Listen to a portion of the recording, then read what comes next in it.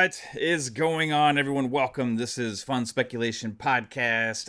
Have no clue what episode this would be, so I won't say that. But hope you all are having a good April. It's April the 9th, 7:13 p.m. here in Texas.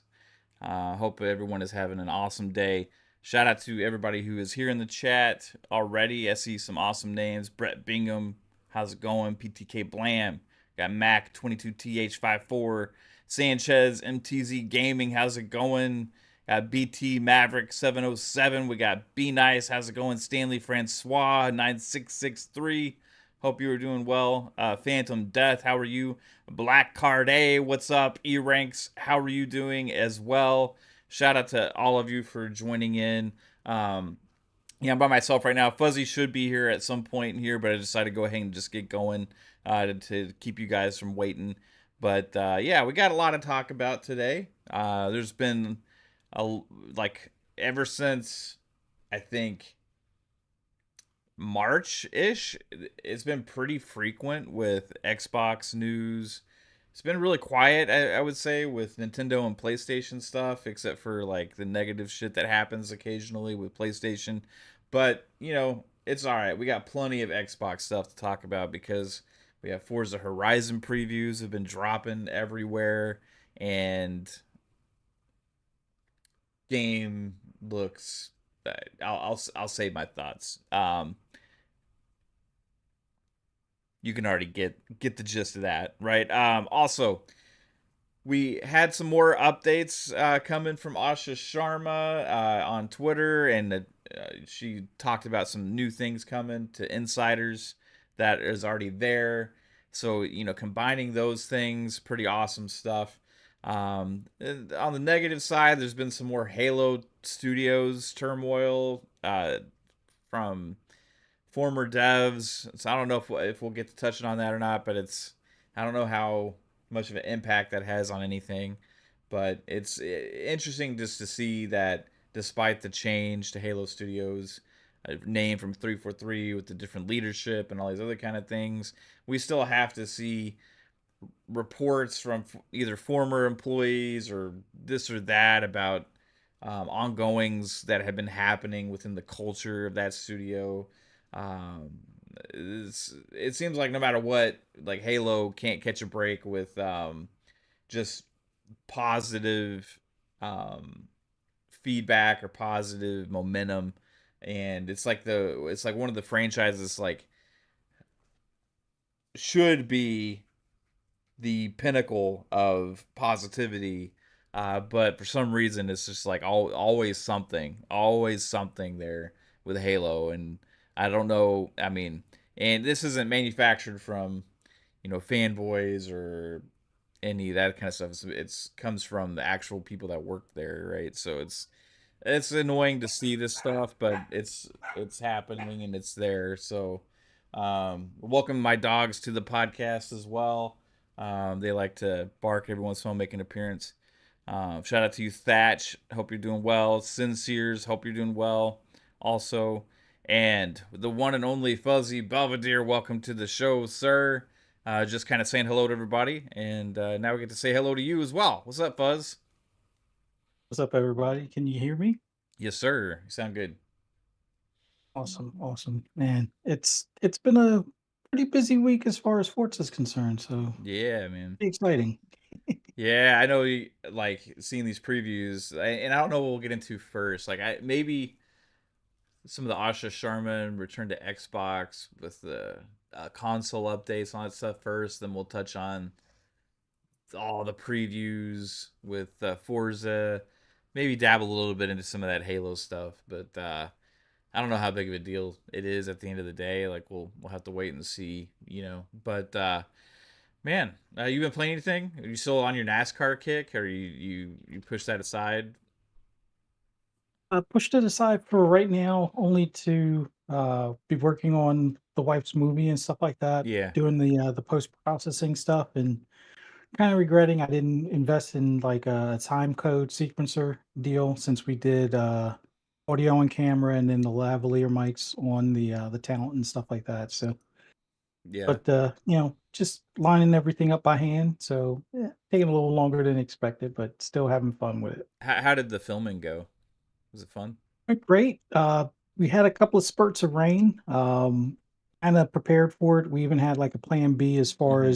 as like location in case the area that we originally wanted was too muddy and stuff like that. But everybody was a champ. They nailed their lines. Now there were a couple of like outtakes and things like that. I don't know if we'll do like a Yeah. bloopers reel after the fact, but yeah, it pretty exciting as far as first, our first film, short film kind of thing.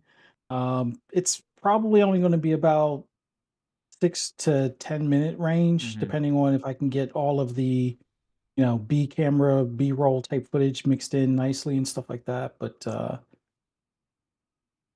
it's beginning of the journey for the wife's filming career and stuff Yeah. like No, that. that's awesome, So man.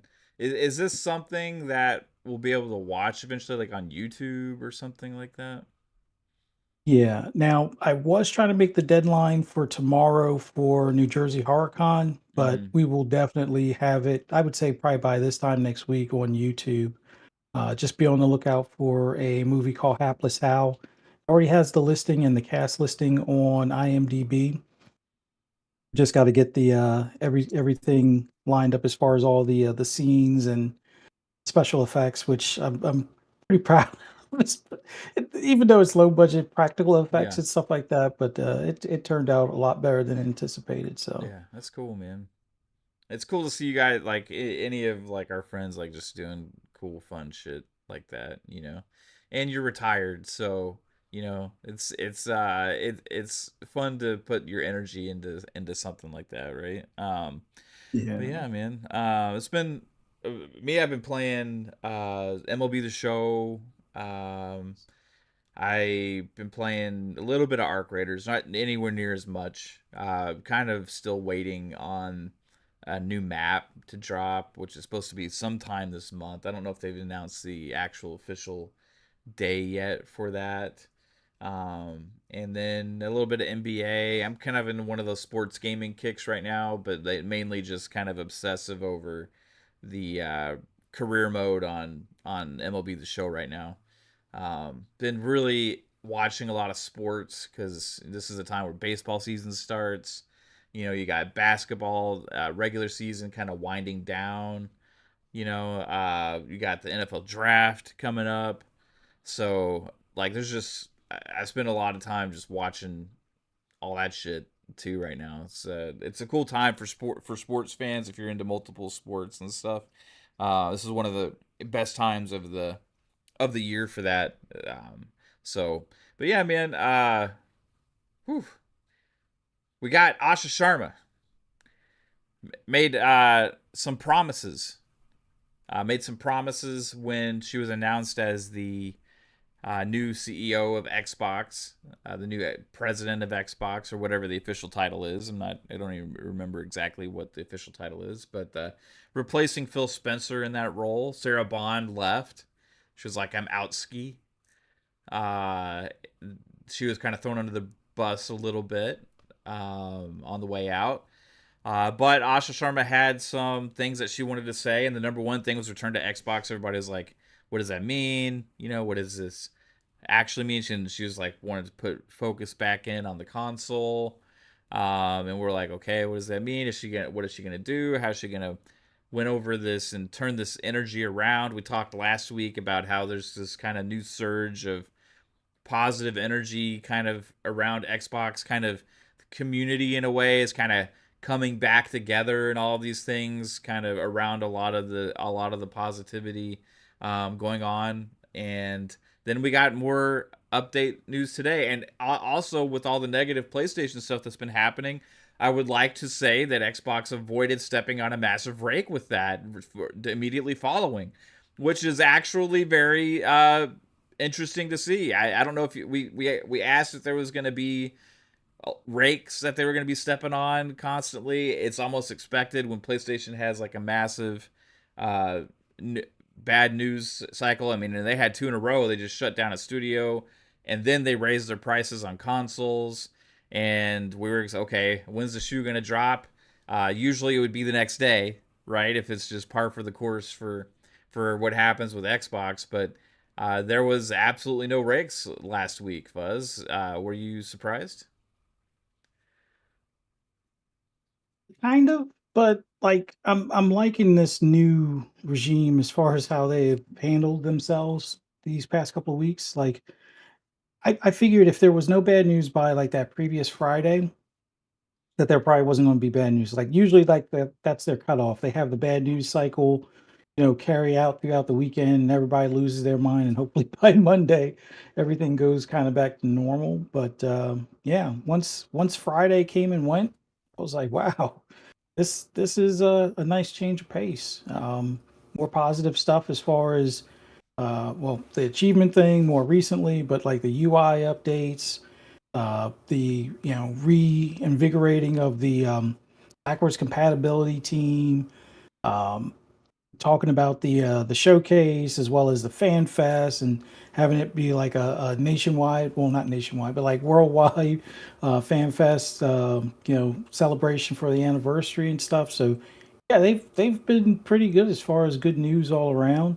I mean, there's been other bad news in gaming that the gaming media seems to want to, not harp on, but still badmouth Starfield, even Yeah, with some groups having better reviews for it when it was on Xbox, and now all of a sudden it's 30 points lower or 20 points lower. yeah, So, yeah, the gaming media, I think right now is kind of like that lost puppy. They don't know what to do since their favorite person is, kind of on, not really on the outs, but like they've lost their way. Like, not knocking Bungie or Marathon or anything like that, but it's kind of slowly dwindling, and they've had that update or that end game, revamp and stuff, and it didn't seem to move the needle. And I don't know, considering how little it sold in comparison to how much was spent, we'll see how patient Sony is, if they'll give them a full 6 months to a year to kind of turn things around. But yeah, it's great to see Xbox not like step on rakes or, do that home buy beer situation where it's like, oh, Sony had bad news. Let's save them by having even worse news. Let's raise the price on everything. Let's double it, in fact. yeah, But so yeah, Sony stepped on all the rakes lately. So eh, it is what it is. yeah. It's interesting you talk about coverage, right? And like with the Starfield thing, and like, I mean, it's the same game that it was at launch, except improved, with a lot of extra content and new things, performance updates, graphical update. Like, just it's a better game than what it was at launch, and a lot of those reviewers, like you said, like gave it a 90 at launch, and then they went back now and on a PlayStation release with all the updates, all the enhancements, all the extra content and all that stuff. It gave it a 60.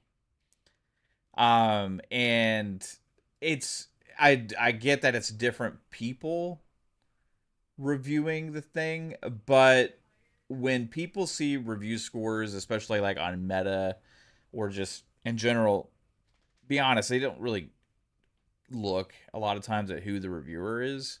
It's just the website. Like, oh, IGN gave it a blah blah blah.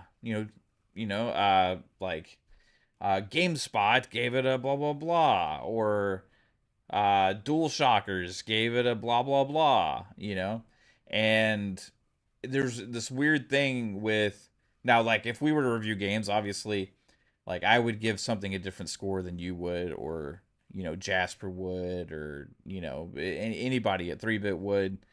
Um, 3-bit would put way too much emphasis on the skybox because that's all he's going to pay attention to when he plays the game, as he always does. And so you like, yeah, I get it that subjectivity is important, but there lies in within that a level of objectivity that has to be in place for reviews to matter at all. Otherwise, it's just 100% personal taste, and at that point, no review matters because it's just up to the individual person's taste. You know what I mean? So like when we were trying, like I remember we did some reviews at one point and trying to figure out like a way to do it, but like it's not worth it at the end of the day because honestly, I don't really think it fucking matters. What any of our opinions are on games, it matters what your own opinion is on games, right? So there's a flaw with gaming reviews and just principle.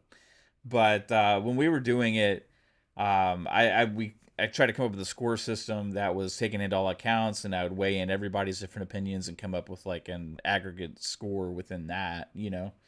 But there was specific categories we try and touch on and all these other kind of things, and it's just reviews have lost that in general with games media. Back in the day, the gaming magazines, they used to have like different categories like fun factor, replayability, graphics, sound. You know, now it's just like, did I like this? Did I not? You know, here's what I liked. Here's what I didn't. Here's the score that's just pulled out of my ass. You know, and I don't know if we can ever put any weight into a number that's just pulled out of people's asses because everybody's ass is different. You know what I mean? Like, True, so true. it's like, I don't know, man. It just makes no damn sense how they wouldn't at least have the same person review the new release because it's like, how can you have something on your same site, the same game, one that's a better version, rated a 60 and another one a 90? It's just rational wise, common sense wise. And if this person is representing your view, like the website's view of this game, right? Because this is the score that this website is giving it, despite who wrote it. Uh, it holds no weight or credibility or reason whatsoever. But that's gaming reviews in general from games media these days, and it's kind of sad to see ultimately, Mhm. especially somebody who grew up with gaming mags and you would look those up and try and actually like get some useful information out of it. But overall, I think more so than not, it still reviewed well with the PlayStation release, despite those couple of knuckleheads. Um, so, but yeah, man. It seems like the fans that bought it like it, so I guess that's Yeah, the main opinion that matters. Um, the gaming media, I used to think it would make more sense if you had like somebody that's an RPG expert or like a sim racing or a sports expert kind of thing where yeah, mm-hmm. that's all they review and that's the go-to person for those types of genre games. But they'll always say, well, scheduling and timing of releases, and you know, there might be multiple sci-fi RPGs released at the same time, so we can't have this one person review like six games. And I don't know. I would say if it got in the 90s before, and then you're going to give it a 60, even though it's different people reviewing it, a credit to what you're saying as far as like, well, it's kind of like a contradiction at that point where is it that it didn't improve enough with the updates and the patches? Is that what they're saying? Or are they saying that, oh, from a Sony PlayStation standpoint, this is in the 60 level, but yet Yeah. I It's I would, disagree, but then again, then it goes back to, everybody's butt being different kind of thing. I don't know. I just it feels like there's a segment of the gaming media that doesn't want this to be the game of the generation for no other reason than somebody said it was the game of the generation and they want to prove Todd and Todd fans wrong or something. I think the true test of the game of the generation will be, hey, let's see if people are still playing it 10 years from now, like they're still playing Oblivion or any of the Elder Scrolls or any of the Fallouts and things, which I don't know. If it's not the game of the generation, it definitely should be in the top 10 or at least in the names mentioned kind of thing.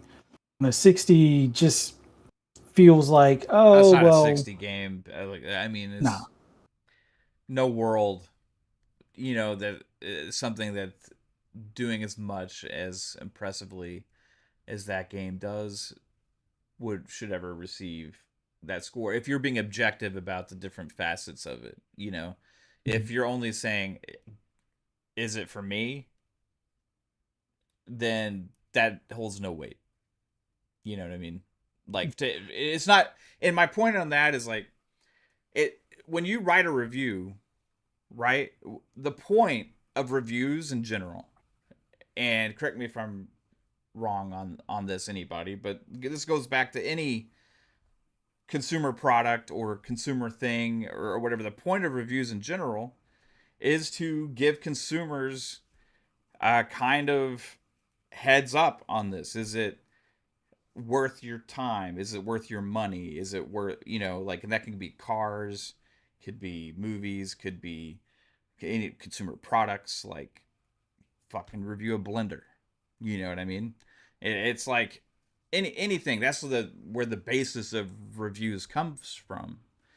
And the review should be meant to serve and inform the audience that is intended, that could be interested in whatever it is you're reviewing. And within that, there has to be a level of objectivity, referring to quality, value, all these other kind of metrics that are lost in the sauce these days. And people will say, oh, it's because of art, it's because of this, because of that.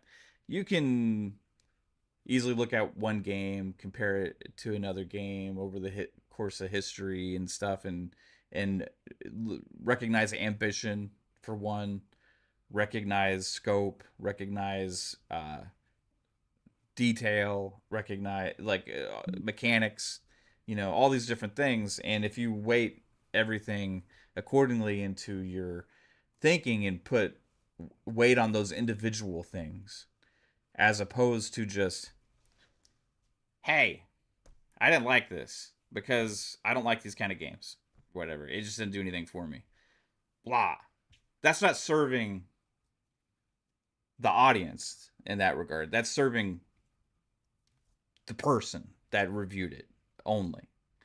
And if anybody reviews stuff that is, it's only meant to just be in your own taste, then it's pointless. Is my point. And that, and this isn't just an attack with Starfield reviews. This is like, in general, this is where it's gone. Like with games media, this last decade, I would say probably more so, like especially, and it's been a problem for a long time. I can even point to instances back in the 360 era and all that kind of stuff. But when you see moments like this, right, it just it just puts a magnifying glass on the issue at hand with game reviews in general. And I'm not just saying this is the only issue with game reviews, is what they did with this case. It just puts a magnifying glass on the bigger issue. If you have one publication that can essentially review the same game and give such drastic different scores, then what does any review they ever do matter?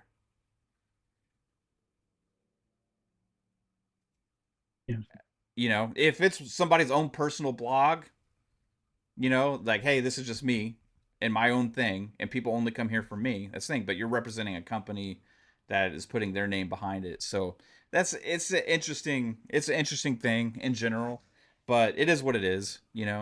I think people have enough things to look at now, to be able to make those decisions for them, besides just looking at reviews, unlike we did back in the day.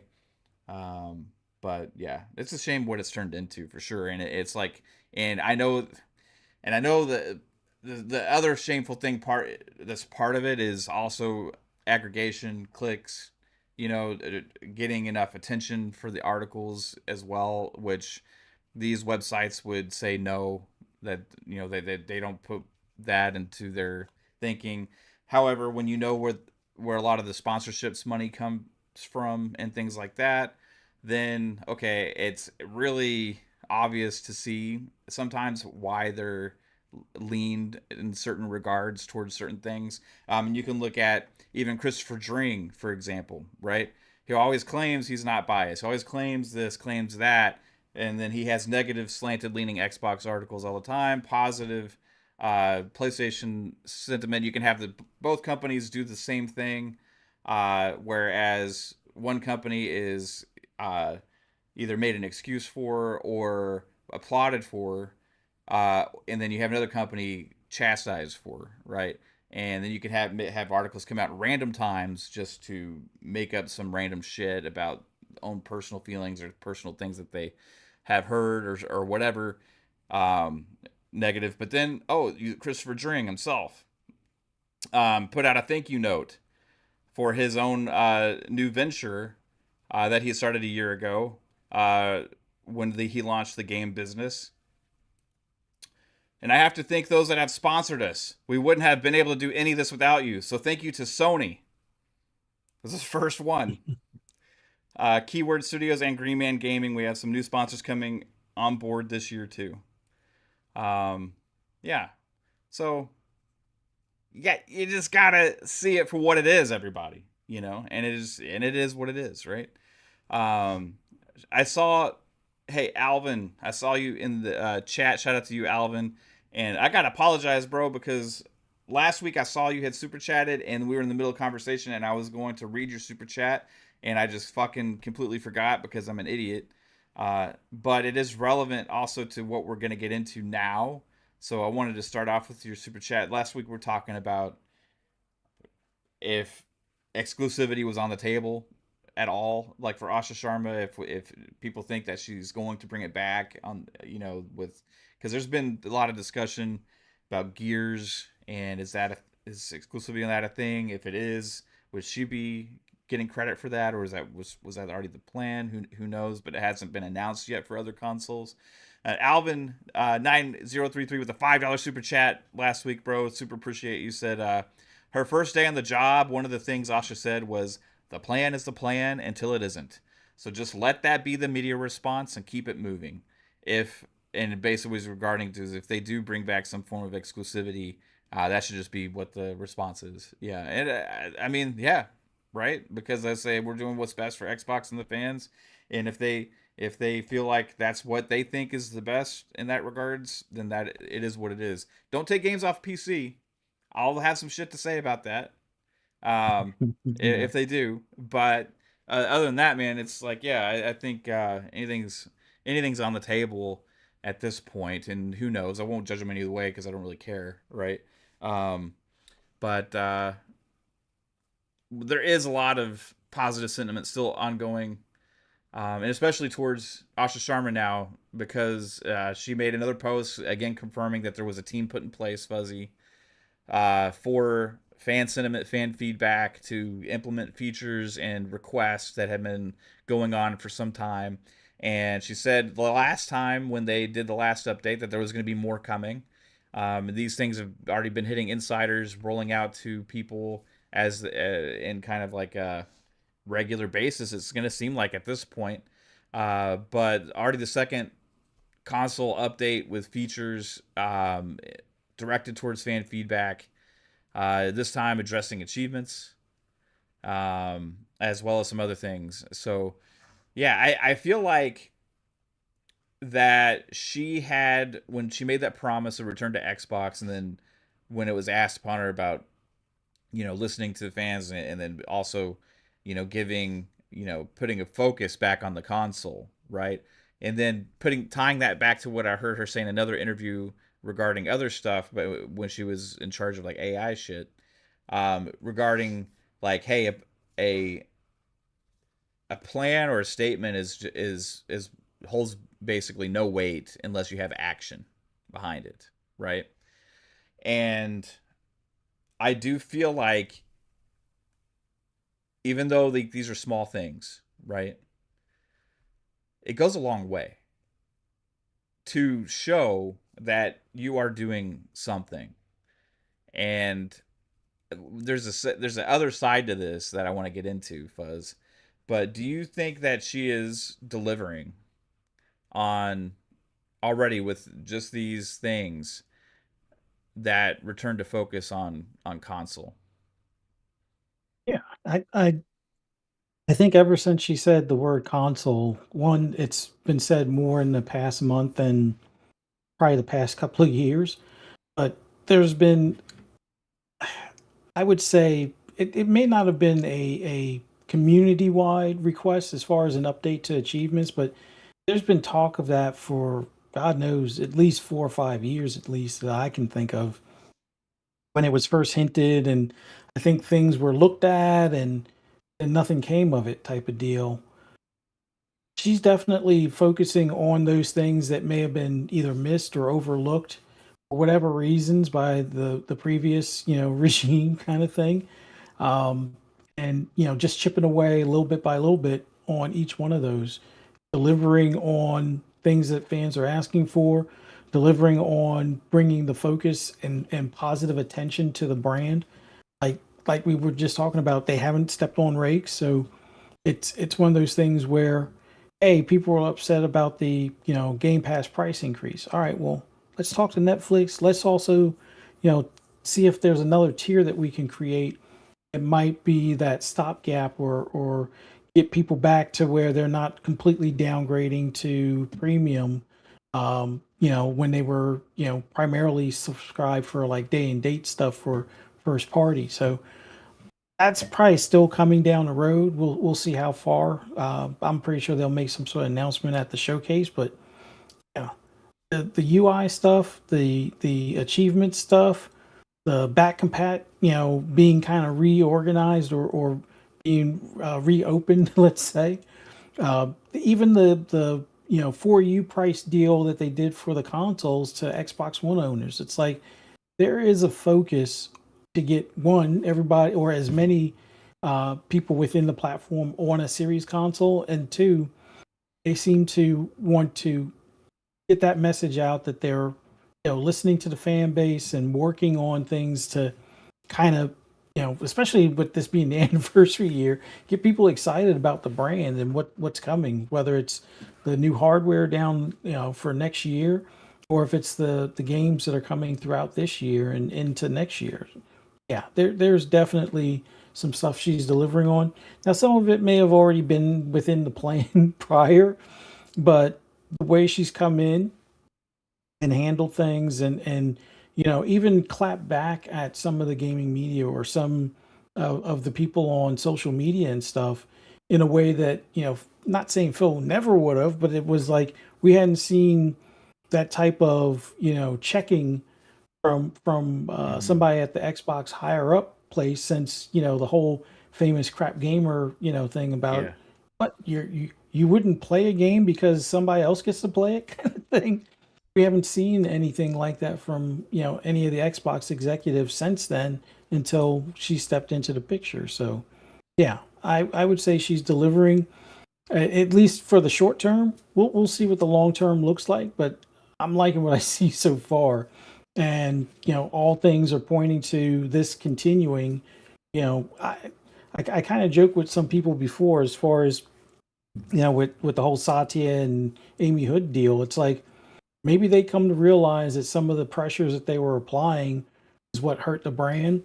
And I kind of look at it as they're giving her like this extra leash. Like Yeah. we all thought when ABK was acquired, hey, they got like a year or so and they can, work on continuing to build up, Game Pass subscribers and blah, blah, blah. But it seemed like because that court case took so long to come to fruition, it was like the next day, hey, where's my money kind of deal. And I think they realized that that was probably the wrong approach. Looking at short-term revenue and as opposed to long-term revenue. And I think they've kind of given her this 2-year grace period. I only say 2 years because that's typically where that would give you enough time to show a turnaround or an improvement. You'll have 2 year over years to compare, and that would also probably get into where some of the things that she wants to implement that are fresh ideas that aren't projects that have been started or brainstormed prior, she'll be able to get those implemented if she hasn't already done some of that stuff. Some of the stuff, it seems like it's things that she's driven home herself, and other things are like, hey, these were talked about but never delivered, and yeah, now she's delivering. So Yeah. yeah, she's delivering. Yeah, and I think like all the little things matter, because you could come at it from the angle of which I've seen some people like oh, this is all just like bullshit stuff just to try and win over fans again, you know, and try and get people on her side. And they're just like quick and easy things to do. I've seen like people like with that kind of energy about some of this stuff. And yeah, they're not like super major game changer things that she's done so far, right? But like there has been things that have been requested for a long time, like the quick resume thing, being able to deactivate specific games because like multiplayer games sometimes because of the publisher or whatever servers are being used, you have to like reconnect to the server. So when you launch the game, it gives you a thing, and it's just at that point easier to like just quit out of the game and relaunch it to automatically reconnect. So certain games like that, it was like would be easier just to be able to deactivate it off a quick resume instead of having to remember each time you play that game you got to go quit out of it a certain way as opposed to how you do it differently with every other game, right? So like little features like that have been talked about for a long time, and that was part of the last update. Now you have the infamous achievement stuff that has been talked about for so long, and this isn't like the biggest grandest overhaul of it, but it's a step towards like you can see that hey now they are actively working on achievements again, you know. And it's stuff that you've seen in the past them talk about like yeah it's on our list, yeah we're working on it, yeah it's on the list, it's on the list, you know. And it's like okay, well we're 6 years into this generation now, and well it's what happened to the list, you know. And you saw I think a lot of the energy get put towards a lot of other things, you know. And it kind of made I think a lot of console gamers feel like well what about our updates, what about our features, you know. There's still a lot of things on the table, and I think there's probably some bigger stuff that they're working on that they're not able to get out as quickly as these other things, right? But if you're calling this stuff like cheap, easy stuff, just went over sentiment right now, just to turn the energy around, which is fine. But at the other hand, you have, I think, in that sense, it would make the past regime look even worse, you know, because like if this stuff was this easy to implement, I mean, we're talking about weeks, you know. The first update said took a couple weeks. This one came a couple weeks after that, you know. And then I'm expecting this to kind of continue at this point now. If this stuff was actually that easy to finally get out and to finish up or to do, um, why wasn't it done before? Right? Why wasn't it done under Phil Spencer and Sarah Bond? And that's kind of like where it's interesting now, because you could say that these updates actually kind of paint a light onto where the focus and energy was about some of these things where it's like they just felt like it wasn't important, they didn't care enough to do it. So I would say the focus, the outcome of this, regardless of what the intention is, the focus is back in the right spot, because that's what they should be doing, is trying to always win over their fans, always trying to give updates that are requested from enormous amount of fans with fan feedback, and trying to improve the experience, you know what I mean, in those regards. So if that is now 2 updates in, with her confirming that there is a team in place just for this kind of stuff now, um hey, kudos, because that is putting action to the plan, right? So good on you, Asha Sharma, for getting this in place. And I think the little things go a long way, and I can't wait to see exactly how that all stacks up and adds up over time. Because if you keep doing these things, right, we're talking about a couple weeks in this update, a couple weeks in that update. Imagine like 4 years of this stuff, you know? Imagine the kind of transformative turnaround, or just from the energy wise also, but also the experience that we get will be over time. And what are the larger things that they're tackling that they haven't been able to announce yet, you know? And that stuff gets exciting for me. But those are things that I feel like I can expect now, To whereas before it was kind of like, well, it's not obviously important to them. They're doing other things.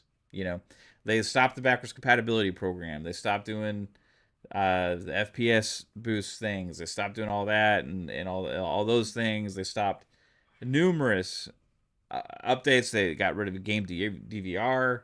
The Upload Studio. They got rid of. I mean, obviously, game DVR is still there, but you know what I mean. They got rid of the Upload Studio thing. They got rid of, and they were supposed to at one point they had announced they were going to overhaul it, and then nope. Numerous different things. It's like the attention seems to be going back to making our experience the best thing possible. So, um, good on them for doing that. Shout out to Mac22TH54 with the $5 super chat. Appreciate you. Says Mav, I hate to clap back, but the last regime literally saved Xbox. Xbox better. Hashtag Phil Dominus Max. Hey, I'm not trying to. Again, with my words, I'm not. Phil did immensely amazing things for Xbox, and I don't think Xbox would be here without him. I mean, I think overall the ecosystem that he built is like an amazing thing, and I absolutely love it. I love the Xbox games on PC. I love Play Anywhere. I love Game Pass. I love all of these things, right? But I do think within that there was still room for a small team somewhere to be doing some of these things, right? Within all that other stuff. So, like, you have to look at it, and, I think that whereas Phil ended up taking this grander approach to the whole ecosystem, right? Which I think we all see the and reap the benefits of that. I I feel like each avenue didn't necessarily get as much individual attention as it could have, right? And maybe it's because of the scope. It was just that hard and that ambitious to take. But these little things, I think, could have been handled better and I think it would have gone a long way. And and I mean, we talk about messaging fuzz, right? And like with how simple these things are, right? Like this is kind of like part of messaging. You know what I mean? It's like it's part of sentiment because it's like letting the fans get energized and excited, or like, hey, this new cool thing happened. Oh, let me check this out, or whatever. And it's just like constantly the more positive messaging about things like that go a long way. Let's see, Mac22TH54 member 14 months. It says without Phil there'd be nothing to say. Hey, I completely agree with you, bro. I'm not trying to just like bash on Phil and Sarah. I'm just saying in this regard, in this specific kind of situation, I think there was a lot of things left on the table that they could have done, and I think it kind of this highlights that if it was this easy for them to get these things out this quick, why wasn't it done at any point over the last 6 years, right? I don't know. Do you agree with me, Fuzz, or I'm just curious where you sit on that? Yeah, well, see, for me, I think Phil. Well, I definitely agree. Phil saved the brand. That was one of those things where it was, I think, documented that Satya was like, "Well, why do we even need to be in this industry?" Like looking to sell it off, kind of deal. And Phil kind of talked him off the ledge. But I do think towards the end of his tenure, it became an issue where Satya was looking more so at the numbers that were helping his bonus more so than the benefit or long term, livelihood of Xbox. Like sometimes that winds up being a thing where it's like, okay, we let you, spend this money to build things up and you got it to a good spot. Now we expect to collect on certain things. And I think while these other things were probably started under Phil and Sarah, they had to kind of push those aside and prioritize on getting that 30% or whatever else, Amy and Satya had them focused on. So I kind of look at it as it, I don't think it was negligence intentional on their part. I Yeah, think it was like, hey, somebody's breathing down our backs. We, if we stick to our normal plan, we'd be able to do a lot of amazing things, but then studio would have to be closed because you didn't meet this number, or this game has to be canceled because you're already a year and a half behind schedule, and it's an extra 100 mil that we weren't expecting to spend. So it felt like they were, clamping down on the things that he could do, and these things, while they seemed like they may have been easier for him to do, I think he was not in panic mode, but in like, like in Sea of Thieves when you're scooping out the buckets of water. Amy and Satya kept punching holes in the hull of the ship, and he's trying to get all the water out before the thing, submerges or whatever. But now I think, not taken away from what Asha's doing, but I think Amy and Satya realize, yeah, we screwed up punching all these holes in the hull. Let's help you patch them while you scoop out the water and stuff. And you know what? You got like a grace period, 2 years before we start breathing down your neck, Right. kind of thing. I don't think they'll say that out loud, but I'm pretty sure they're like, hey, what do you got to do to get this stuff turned around? Make this the brand that people are, asking for and looking forward to purchasing and things like that in the next couple of years, and you'll be like the golden goose at that point. And meanwhile, Phil gets, pushed out the door, finally says, I had enough of Satya and his sabotage moves at some instances, and was like, yep, I'm moving on because this headache isn't worth it anymore. But Right. yeah, Phil definitely saved the brand. But right now, Asha is kind of taking the low hanging fruit, delivering those baskets to us, and we'll see, a year or two from now where her her freshly created ideas kind of take the brand. I think it'll be a continued climb. It's just a matter of if Amy or Satya, flip script one day and it's like, all right, yeah, we gave you enough time, time to collect, kind of thing. We'll see how that looks, but yeah, I think Phil did an awesome job. This new change, I think they're hitting the ground running. That's probably about the best way to Yeah. look at it. They're kind of taking what Phil and Sarah did and taking it a little higher, at least from a perception standpoint. Not to take away from Phil or Sarah, it's just perception right now. It seems like more is getting done in a shorter period of time under Asha, but I think that's because other people are getting out of the way that Yeah. were in the way for Phil and Sarah. Do you think there's like now, like we were talking about Satya, and the chat's talking a lot about Satya too, and like Amy Hood, you can put Amy Hood in there and all that kind of stuff as well. And I think we've been talking about that ever since after ABK closed, about that there was like this other level of attention, and I do also think that just that whole length of how long ABK took, that was a big distraction in and of itself. And then you have the whole implementation of Activision, and all the focus that goes into all of that. So you could go and look at, okay, well, there's actually maybe some legitimate reasons why all the attention was in all these different places for so long. It just seems like you said, with it being so quick to have these things come out, so it just seems so easy, you know. So it's like it is interesting. It's not like they haven't done updates. They've done multiple dashboard updates. They've done numerous things. I'm just talking about specifically these things that have been like fan requests that kind of get put on the back burner, and that's a messaging thing, like more so than it is like Phil did more for the gaming consumer than any gaming executive in the history of gaming, in my opinion. Unless you talk about like people that started the first consoles and like all that kind of shit. But like you talk about giving more access to games, more options for people to access games, like um, getting Microsoft to double down on gaming, like all these things. Like he's just done so much for the gaming consumer. Um, but it's like when you see these things, it's like, why wasn't the simple shit done as well?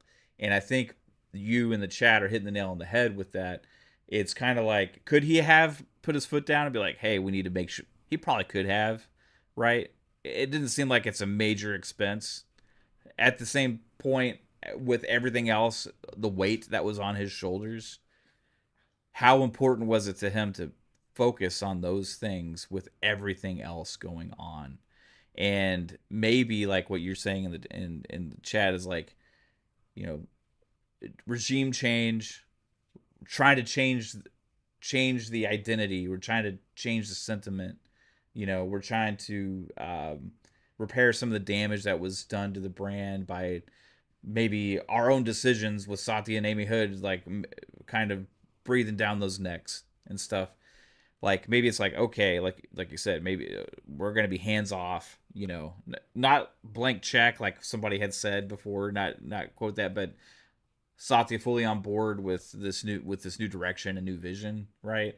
To where he's going to give her the chance to deliver upon something, and if you have somebody else take charge and that has a vision or that is trying to do something, I think when you have a change like that, sometimes it is best to step out of the way, because it's like, well, this person can't really do thing if I'm just like puppeteering them, you know.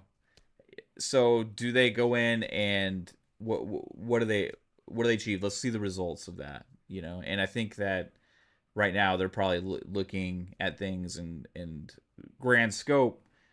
The end result may be the same. They may still do a lot of the same things with how they're handling games, going to places and all that stuff, but these kind of little updates and over time add up and they matter to the fans. And I think that's a core part of what she was talking about with the whole return to Xbox thing is, hey, let's let those people that are working on our team that want to do shit, let's actually let them do this stuff.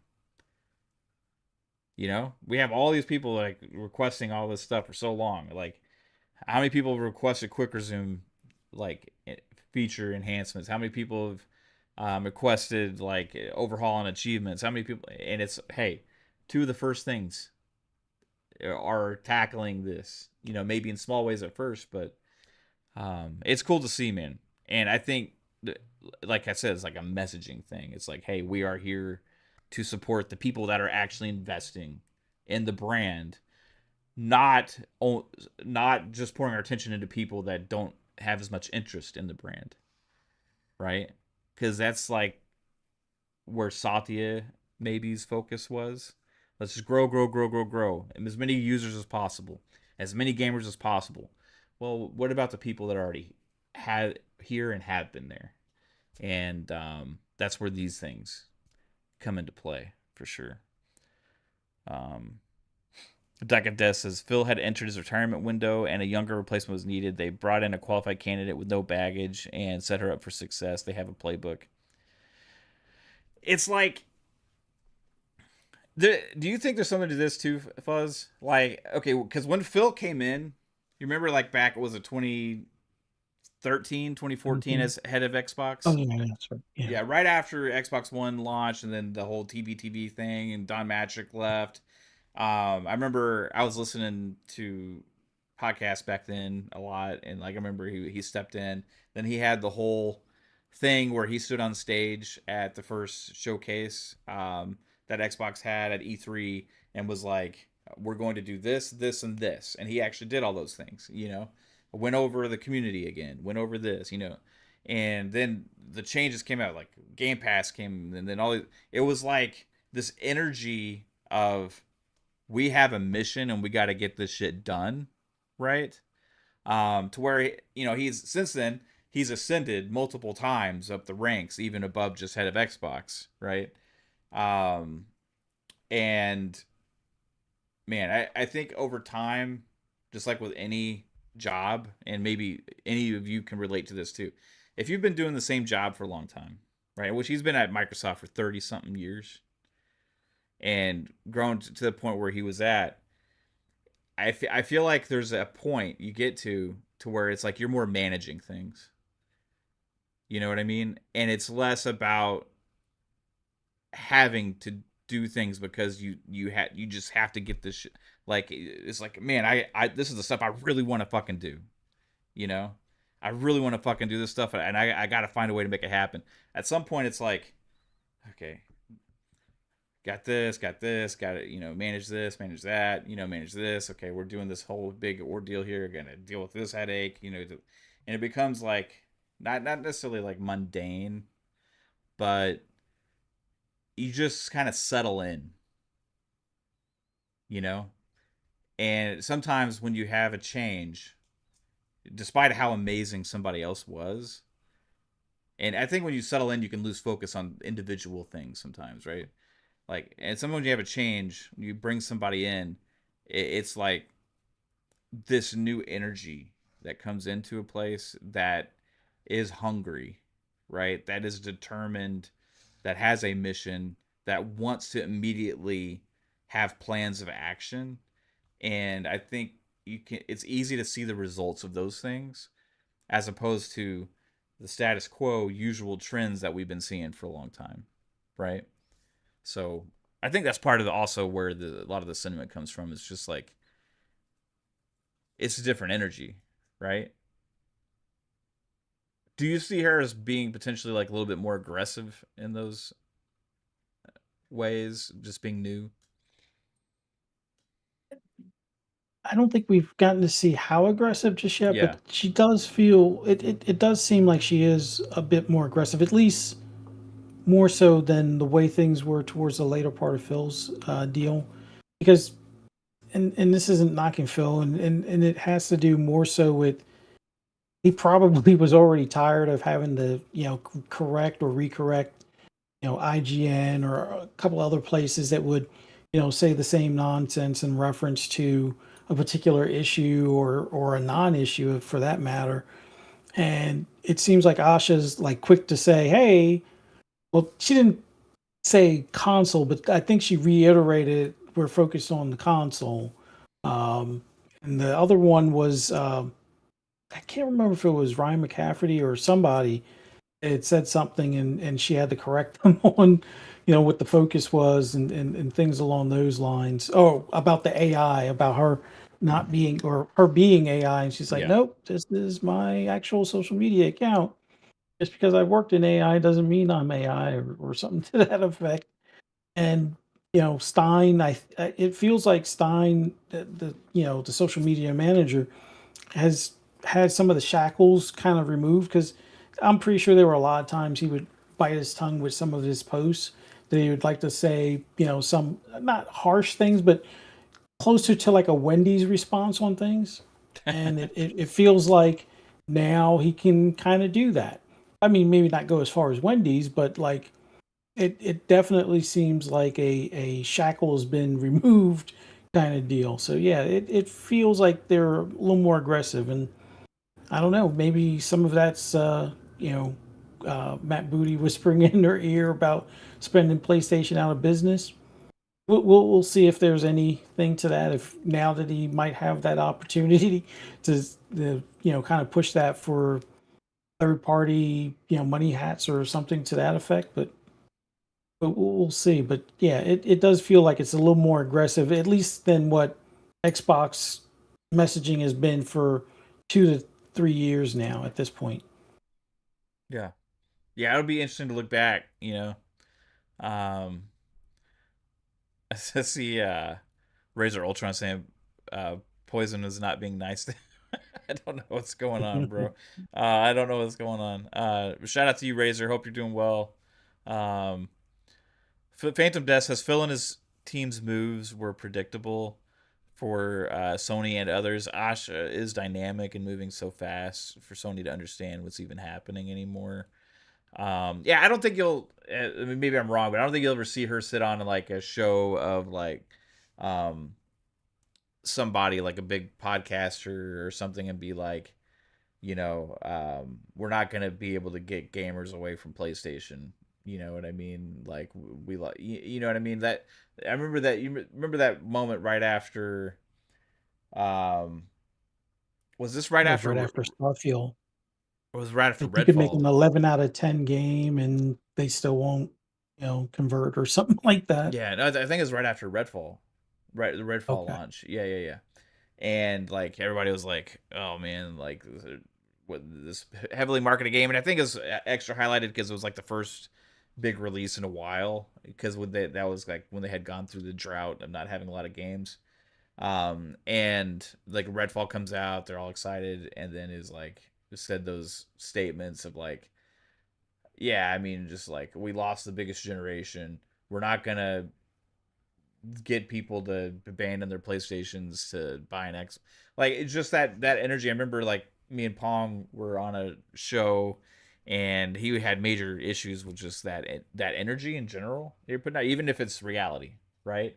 It's like you don't want to Yeah. see that from that standpoint. Now, I think that Phil is very just blatantly honest a lot at times. When it comes to some of those things. But at other times, it's like, okay, well, he said things and then obviously was, you know, not super forthcoming to Xbox fans. But it seems like in times of defeat or like, he was just like, look, like I'm throwing it like. This is what it is, guys. Like, what am I gonna do? We can't let something like that happen. But let's not act like if it was a 10 out of 10 game, it would have made any fucking difference. It's basically kind of the energy that was thrown out there, right? Mhm. Um, and there's probably reality to that, but like you don't want to see that, and I don't. Those are the kind of things I just don't think that Asha Sharma will do, and we could be completely fucking wrong. Who knows, right? But that just kind of flies in the face of like necessarily good messaging, from a brand. So, um, we'll see how it goes long term, man.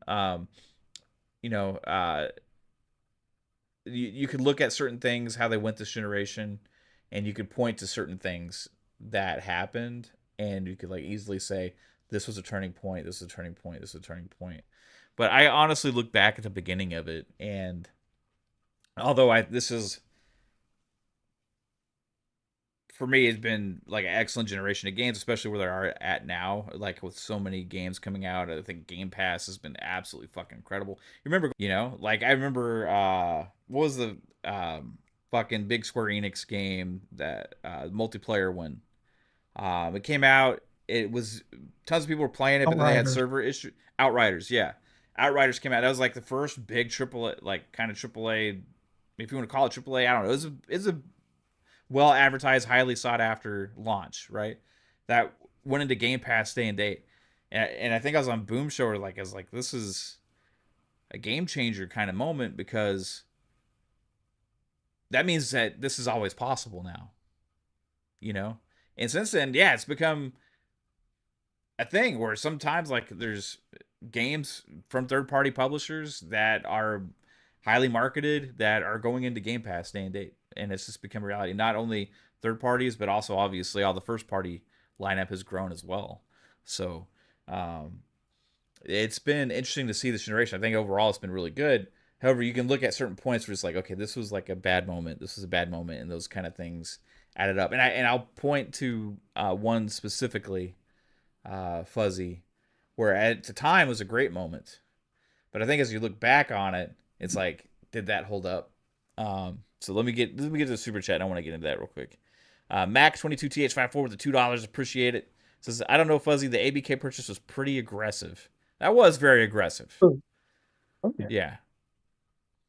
I Make think after that, and see, that's the thing. I think we were all expecting that aggression to continue, and it feels like Satya put a pin in it afterwards, or maybe it was Amy Hood. It just felt like they went from the messaging after Bethesda of, games are exclusive wherever Game Pass exists, kind of thing, to yeah, it's just 4 games, and I don't, and you could see by Phil's body language, I don't think that was something that he wanted to do. It was kind of like, this is the ends will justify the means. So I'm not saying they stopped being aggressive with, after ABK, but it feels like they were kind of put on a shorter leash after ABK was settled. And if I had to guess, I think it's because it took so much longer than they anticipated for ABK to clear. I Yeah. think there was, Amy Hood. I'm probably randomly blaming some of the higher ups, but I honestly believe there was some sort of like timer that they were looking at, like, all right, we're giving you the 70 billion. You got exactly 366 days or something to kind of pay it back or something. And because the thing took like an extra year to clear, I think they pretty much lost all of that time that they would have probably stuck to the exclusive plan. But Hmm. I guess we'll never know until that book comes out, where it's like the documentary that they had for the birth of Xbox with Shameless Blackley and stuff like that. Maybe there'll be one where it's Phil and Sarah that get to tell us what wound up happening Yeah. to their Can't original wait. plans before ABK to after ABK. Yeah, man. Like it'll be a long time before we can actually like realistically give any kind of fair comparison between the Phil Spencer era and the Asha Sharma era. You know what I mean? Like, you're talking about probably at least 5, 6 years before we can. Even if in most gaming CEOs don't even last that long, so who knows if she'll like. So if she doesn't last longer than that, like, because Phil's was the head of Xbox since like what, 2013, 2014 or something like that, right? So I mean, she's got a long way to go before we can give any kind of fair comparison. I just think she's off to a good start. You know, um, I want to go back to where they're set up right now, Fuzz, because like the beginning of this generation, right, and this kind of just came out. Um, we had that. Remember the E3 show or the summer show at this I think this was like during COVID, and so it was just like a digital show, and this is when they were showed the was it 5 games. They had Fable, um, Forza Motorsport, I believe, Halo Hmm. Infinite, State of Decay 3, I think was at that one or the following year. I can't remember if that was one of them. I think it was shown in 2020. So I don't know which Yeah, one it was at. It was either at that show or the one after. Um, and anyway, and like you go Perfect back, Dark. yeah, you go back to some of those shows early on, and it was like, okay, well, that was what was being sold as like the next generation of Xbox, and we're still 6 years later and still don't have some of those games, you know. And then State of Decay 3 is finally, thankfully, getting into alpha, which is awesome. I'm super looking forward to give it a go because I love State of Decay.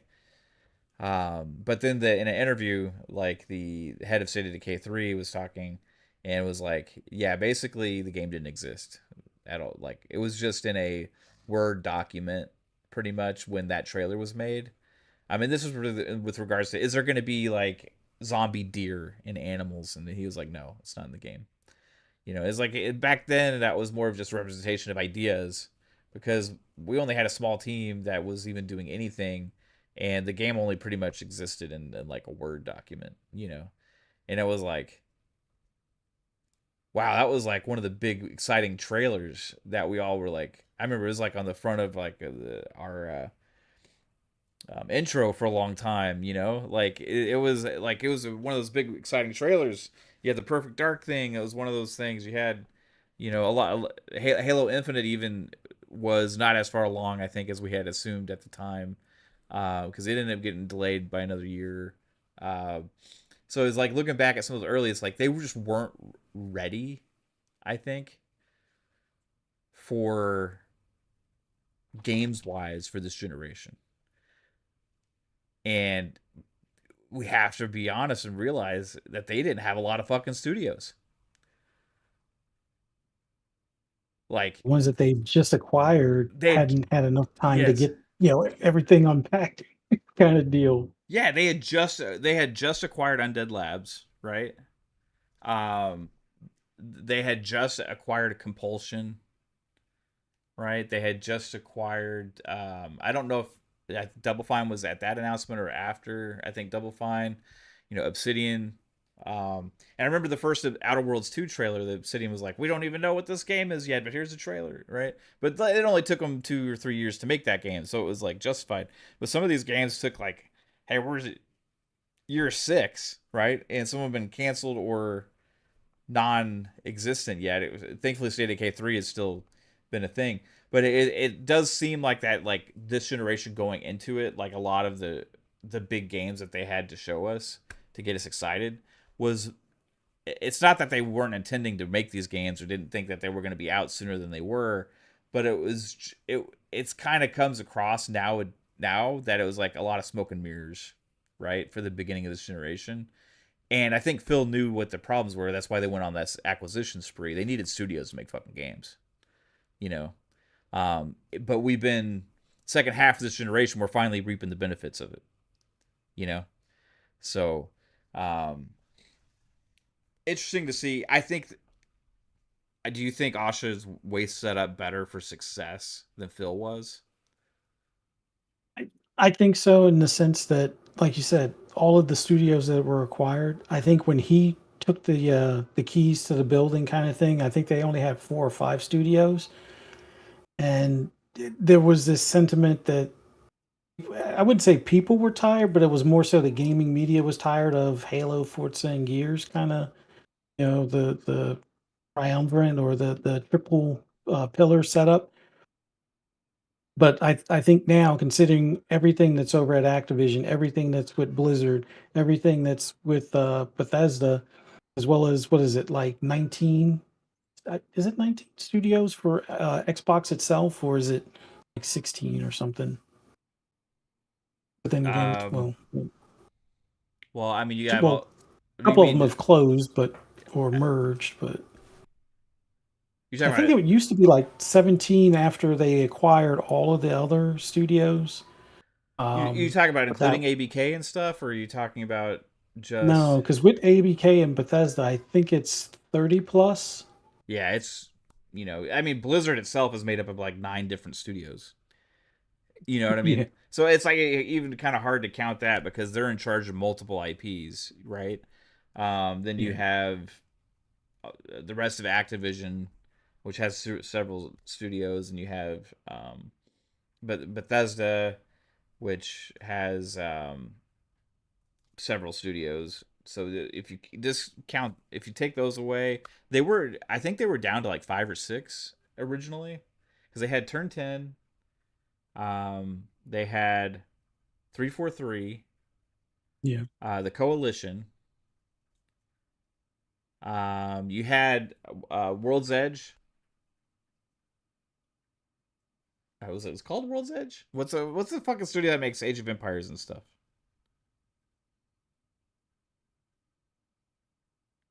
It's something along those lines. I can't remember the name. I love the fucking franchise. I just can't think of the world. Is it World's Edge? Yeah, it's World's Edge. Then you have, God, I think Playground was the fifth, They were one of and the first yeah, they acquisitions. were one of the first acquisitions. Help me out, chat. What other studios? I think that was it. Because they hadn't even announced the creation of the initiative yet. I don't believe. Oh, the one that he purchased like weeks after he got the chair was Mojang. Mojang, yeah, yeah, yeah, and they're pretty one franchise studio. Yeah, So, kind of like, I guess you could call Halo Studios obviously that now, right? But yeah, pretty damn big franchise with Minecraft. What is another surprise announcement? We got another Minecraft Dungeons coming this year, Fuzzy. yeah. I'm trying to think what other fucking studios were there, guys. I know I'm missing like one or two. Well, they had just closed the ones that used to do Fable at that point. Yeah, they closed Lionhead in the Xbox One generation. And the Phil Oh, had they had Rare. Rare. There you go, Rare. It was just Rare, Turn 10, Coalition, 343, Mojang, and World's Edge. That was it before they purchased Playground, Ninja Theory. I think Obsidian was in the first round, and NXI was in the second round, along with Double Fine. Yeah, it was crazy to see them stand on stage. We've acquired this studio, this studio, this studio, and this studio. I was like, whoa, what? That's crazy. And they doubled in size. Yeah, and then they did it again the following year. We acquired this studio, this studio. I remember Tim Schafer like jokingly with the bag of money, uh, and then they went out and got Bethesda, Yeah. which was crazy, right? None of us saw that coming. I remember the day that Kate told, like, was like, "Did you see this?" I'm like, "What?" I was like, "What?" I was like, "Holy fucking shit!" The fucking Xbox owns Elder Scrolls and Fallout. That's insane. And then same thing with Activision. Like Xbox fucking owns Call of fucking Duty. No fucking way. Like nobody would have ever seen this shit, bro. Like it was absolutely insanity. Now they have so much, and that was all Phil. I mean, that was all Phil, man. And I forget who said it in the chat, but yeah, you're right. Like you know, he was aggressive in a lot of ways. Um, so man, could you look at this next generation console now, Fuzzy? It's like she's going to be reaping the benefits of this kind of massive number one gaming publisher in the world type company that Phil Spencer built. And how much of an advantage is that going into this generation as opposed to when we look back and they had to reveal games for this generation that were not even being worked on yet and we're just like, I mean, he was probably trying to scramble, trying to like, we need some games, guys. We need some fucking games. So Blur had made some trailers for different games. They had that, and we're all excited and pumped. But it's like he went out there and got the fucking games. Yeah. I think it'll be a good bit easier for Asha this go around because I think some of the ones that may not get delivered this year wind up being like that cross-gen title that's for the launch of the next console. So having that new hardware that, Sarah had already kind of put, all the effort and work into to be able to reap the benefits on that new hardware and the new launch lineup, which you figure there's going to be a new Halo for the launch lineup. We'll see where State of Decay 3 lands. But I think Blade will be that cross gen launch title for the new hardware, and then we'll probably see whatever Elsewhere is working on, which is that new Activision studio, and we'll see if Blizzard has the what do you call them, space thing. What do you call it? Um, StarCraft. which is the Yeah, StarCraft. Maybe they'll do StarCraft Ghost or something as a launch title, Supposedly or it's like an something along open those world lines. shooter, and Yeah, like it could be in the StarCraft universe. Like that'd be pretty dope. Like, yeah, um, I would love to. I just can't wait for whatever that is. I think, and I don't know if we're gonna see that at E3 or not E3 at Summer Game Showcase, or if we're gonna see it mhm, at BlizzCon later this year. My guess would be yeah, BlizzCon because you don't want to necessarily take that moment away from their show. Um, but they have had like Diablo and stuff show up several times on the Xbox shows and stuff like that. So who knows, man? I think it's gonna be crazy to see this next year and a half. You know, like ramping up to the marketing for next gen launch with the tools at the disposal to hype people up comparatively to what they had with Xbox Series X and S. Um, yeah, Granted, going to be much different devices now because the gaming has changed so much, and they're going with the whole unified approach. But I mean, you talk about having. I mean, you're going to be able to use Elder Scrolls 6. yeah, mhm, You know, you're going to be able to use whatever that other game you're talking about from Blizzard. As well. You're gonna be able to use Call of Duty. You're gonna be able to use Halo. You're gonna be able to use, uh, Forza, whatever's next after that. Maybe potentially, who knows? Or like you have, fuck. I'm trying to think of what other games. Blade. Yeah, Yeah, you have. Blade, Wolfenstein 3. Well, yeah, Wolfenstein. You could have Quake. You could have another Doom thing show up. Like we don't know what id's working on right now. You know, we don't know what Machine Games is working on right now. We don't know Oh, what. what one of their teams is working on the next Indiana Jones, so that will more than likely be ready as a launch Yeah, title, whether it's first year or second year or something like that. But yeah, it'd be nice to see a Wolfenstein 3. I remember early on, Fuzz, I had come up with this list of all the unannounced games, for Xbox. I need to do that again because a lot of that was Yeah. done well before all those acquisitions and stuff. Because I'm trying to fire stuff off in my brain, and we've had so many releases that I don't know, like comparatively to back then, like what's come out and what we still have on the horizon. But they're not letting a lot of these projects get leaked like they used to. You know, it seemed like early on this generation it was like almost every couple months it was like, hey, this project was leaked as being worked on by Xbox, or this project was is leaked as being worked on by Xbox, and we saw some of those things come out. We saw some of those things never happen.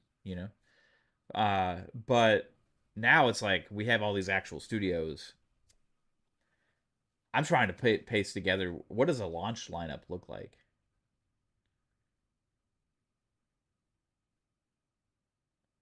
I think 6 titles. Six. Will Yeah. there be a new Halo or? I believe so. Like I think that's what's being worked on now. And yeah, there's some bad news going on about Halo Studios and whatnot, but I think it's not to say it's to be a distraction, but I think ever since they switched to Unreal 5, yeah, they're hitting the ground running because they showed us what like some of the concept stuff that they were working on. So they were already, prototyping stuff. Mm-hmm. I think they have something ready at least by 28, if not sooner. Now, we don't expect Elder Scrolls 6 to be a launch title. That's probably a year after, right? Um, Yeah, well, I would say that holiday, the following holiday. So if the console comes out holiday of 27, yeah, 28. holiday of 28, Yeah. by holiday of And 28, you I can should use say. that to market heavily around, you know what I mean? That first year is very important, right? So you'd have, man, if they do another Forza Motorsport, I don't know. Like Forza Horizon is such a bigger monster these days, which we're going to get into in a minute. I'm trying to pace it together in my mind what it looks like. Out of the tentpole franchises that Xbox has, I would consider that the most likely one for us to get at launch would be a Halo game. But that's unclear because we're getting Halo remake this year. It's Mhm. supposedly in July is what rumors are. Is that might be a July release. Um, Blade could be a launch game. Yeah. I think we're going to see more of that this year. State of Decay 3, I think, comes out before that. I think probably. I mean, we're getting alpha soon. That could be a holiday release this year. Yeah. It could be, or it could be an early next year release, in my opinion. Um, so State of Decay, which I think will probably be out before then. Um, look at the Bethesda side. I think we get something Fallout, bro. Um, one of these Fallout projects will be a launch time release. I don't know if we get another, like I said, I don't know if we get another Forza thing because we're just getting Forza Horizon 6 this year, unless they read it from what happened where they downsized Turn 10 and stuff. I don't see that anything relatively soon in that regard. So Um, I would say Yeah. it could align with an expansion for Forza Horizon 6, like a massive one potentially. Yeah. Um, I could see them doing a couple of drift tracks as well as I think there's like two or three more well-known Japanese circuits. They might do that as like an expansion yeah. and have it where uh, considering it's in Game Pass, although I'm pretty sure they'll make it so if you own one or the other, you'll be able to access that expansion. Mm-hmm. So if you own Forza Horizon 6 or have Game Pass, you'll be able to access the new tracks. Or if you have Motorsport, you'll be able to access the new tracks. I could see them pulling something like that off. Mm-hmm. Brett Bingham says State of Decay 3 will be February 2027. Bookmark it. Hey, bookmarking it, bro. Stormzy says for a brand that's apparently dead, they sure have lots of positive news lately. Absolutely. Phantom Death says there's not a lot left to release that we don't know already know about. So lots of surprises to come this year and next year. Who even knows? Yeah, Clockwork Revolution I think could be this year. If not, maybe they hold it for next year. I fucking know Better that start that's saving what some Matt stuff for said. next year because this backlog is getting ridiculous. Yeah. Now part like obviously there's potentially the start that StarCraft game that was in the works or like something else from the Activision side. You also have that Toys for Bob project, that they're Yeah. doing. So like from the Activision side, you could have that Elsewhere Entertainment. I think is what the name of that studio is game. Or if that's Yeah. still a thing, I don't know. Um, could have another major Call of Duty release actually on launch day if they really wanted to, and really promote that. It could be the next biggest Call of Duty they've ever made. Who knows? Um, the the part of the issue is now though, Fuzz, is like they stopped announcing the game so far in advance because they have so much they don't need to. Like they're holding off announcements now, and doing surprise drops or announcements for like the year of. Like Yeah. last year, we didn't even know Ninja Gaiden existed until January. I kind of like it in a way. I mean, Yeah. yeah, it kind of spoils us getting that early heads up, but I think it's more enjoyable watching the show. And it's like, all right, I know three of the games that they're going to show, maybe four. Oh, there's a fifth surprise or something like that. Wasn't expecting something that catches us completely off guard, which I'm still kind of waiting to see the whole Sega Super Game thing where it's like multiple games that they are releasing. That should be dropping either this year or early next Mm-hmm. year, I would think. Yeah, man. I need to spend some time in going through that.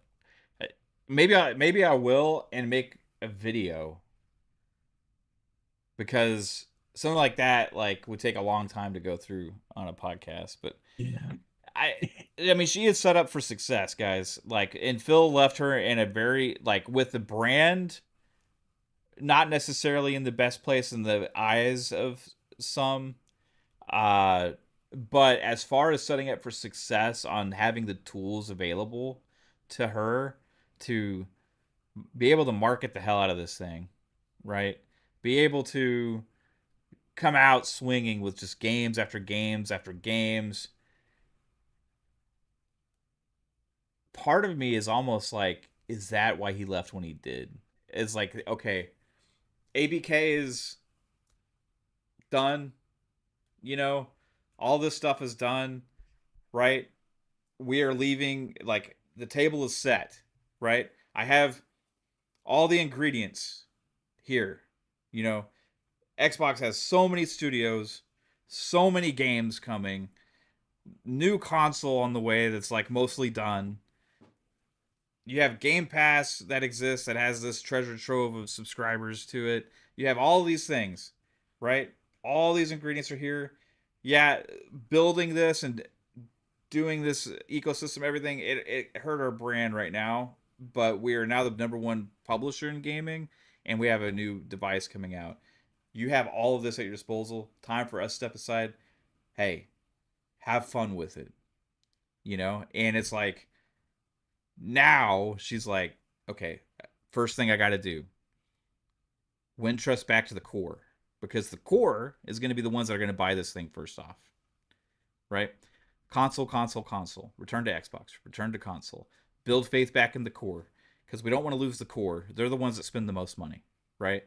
Get back to core. We got to show them we appreciate them. Let's start actually paying attention to these guys and giving them the fucking updates that they deserve, right? Let's get that done. Then we have a direct that was awesome. We have Forza Horizon is next, Fuzzy. And if you don't think she's going to build off the hype around Forza Horizon 6's launch, just look at the previews. I see some people going out there, oh, it doesn't look as amazing as I thought. I mean, Forza Horizon 5 was already one of the best fucking looking racing games we've ever seen. People were mind blown at the graphics and the fidelity of the world and the cars and everything in Forza Horizon 5. You even had PlayStation YouTubers that just constantly showing on Xbox be like, look, this is how you do fucking racing with Forza Horizon 5. I don't know if you can expect like this like monumental leap from something that's already at the top of the fucking mountain to be ascending a no whole nother mountain.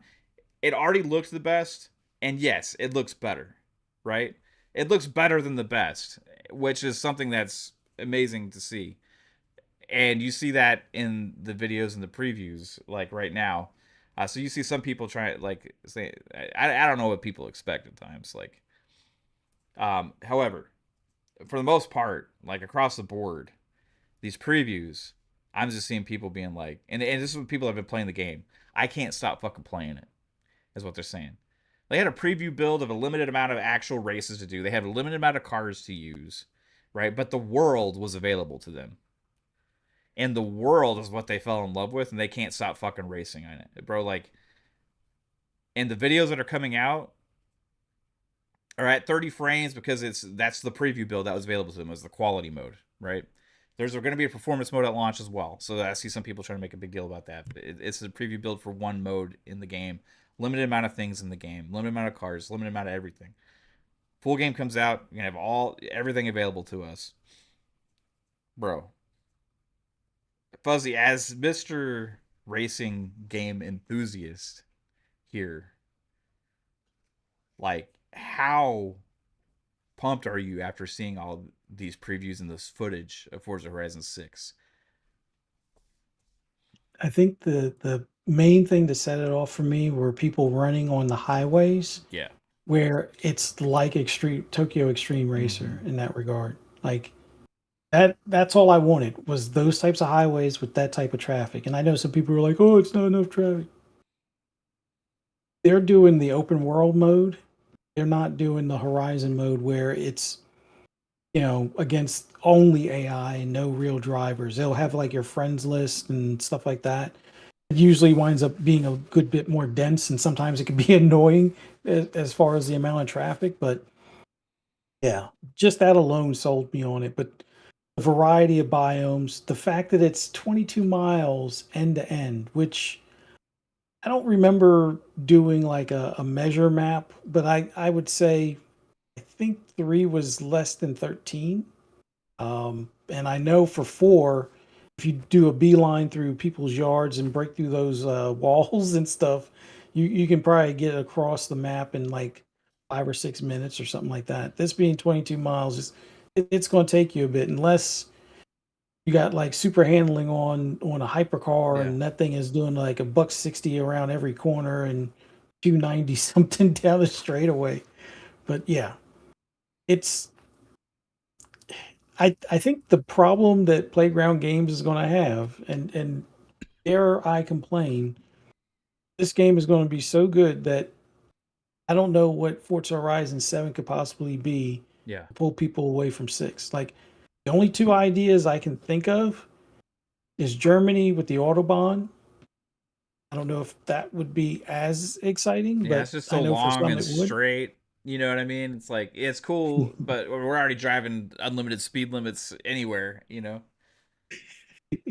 And then the only other one would be back to the USA in like a major city that has real racetracks. So the first one that comes to mind is Florida because you have Homestead, you have Daytona. Texas would also be a nice one as well because you have COTA and you have Texas Motor Speedway. And they So also, you have I don't know that. if you saw Fuzzy, but they actually, I think it was like they actually did F1 racing right outside of bought the Cowboy Stadium and the baseball stadium. They had built a track there for F1 event. I think it was Mhm, an F1 event, but yeah, it was a big deal here.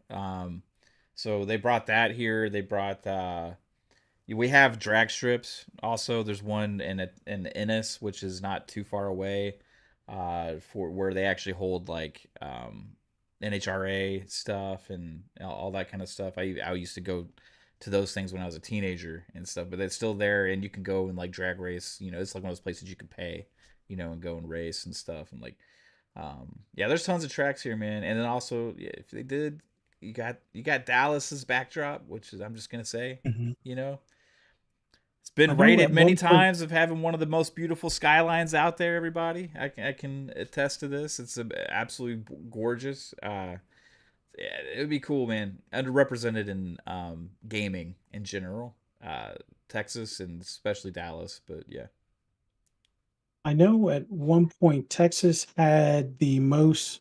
Well, I'll call them muscle cars, technically pony yeah, cars, but as far as like uh, the most Mustangs per square mile or something like that, I think Texas had the record for a while. yeah, And the same thing with the Challenger. I don't know for Chargers, but for Challengers and Mustangs, they had the capital. I think California still had it for Camaros at when they were still making Camaros.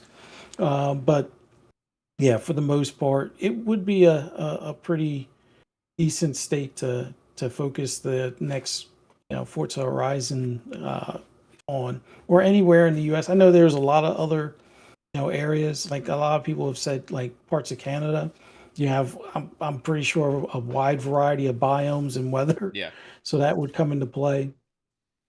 Not too much snow in Texas, I'm assuming, but you guys get like maybe an West, ice storm I, once or twice. we get ice here in Dallas, like in some snow, like maybe once or twice a year. Houston, they don't like ever get shit down there.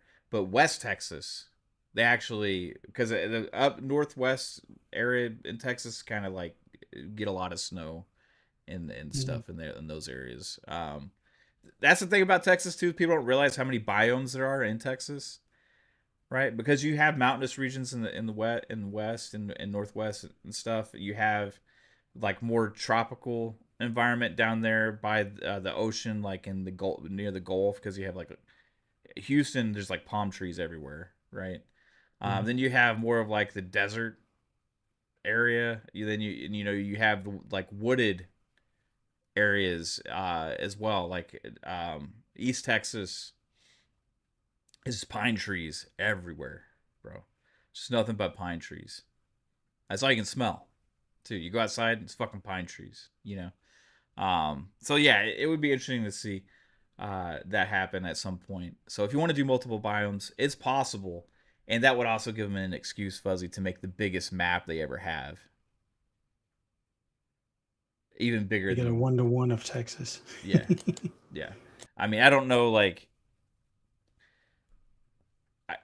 Japan as an entire country. I don't know the square mileage compared to Texas, but I would assume that Texas is bigger. I could be wrong, um, because I'm not a geography nut, but I would assume that Texas is bigger. But yeah, man, it's like it'd be cool, Fuzz. Yeah, I'll get down with it. Uh, what you're talking about with the highway races though on Forza Horizon 6, man, it was Yeah. like my dreams when we thought about what Forza Horizon could be if it ever went to Japan, and how we talked all those times about will they do city racing, will they do this, will they do that, and just seeing these clips of people fucking race around Tokyo. And I remember seeing one of the previews. The guy was like, "I could spend a whole day just having fun racing around Tokyo and never leave the city." Right? and that could be my experience that day playing the game. And I'm like, fuck yeah, bro. Like, I see this stuff, I get so excited because hey, if I want that other like countryside experience, it's there. If I want the city Yeah. racing, it's there. But it's not just like a smidgen; it's like fully realized, Um, and dude, not just that, but the cars look so fucking good. Like everything is like amped up. The detail in the world, the realism look of the world, the lighting. Did they do something differently? I don't know if you read anything about it or whatever, but for me, the lighting seems different to where it's adding this little bit extra realistic layer look to the game. They did change something about the reflectors as far as for like the tail light and headlight lenses and things, Mm-hmm. because you now get that same prism on some of the headlight casings. And then the tail lights, the way they do the refraction or refracting a light and stuff like that, they went for a more realistic look for that, because there used to be an issue where some of the tail lights just looked like they were just painted red glass kind of thing on some cars, and they've gone back and updated those. So it looks like some of the cars that people used to nitpick for things being inaccurate or not matching a certain region for that car, they've gone and done the extra effort to fix not only the Forza aero stuff, but also the lighting, the covers for the lights.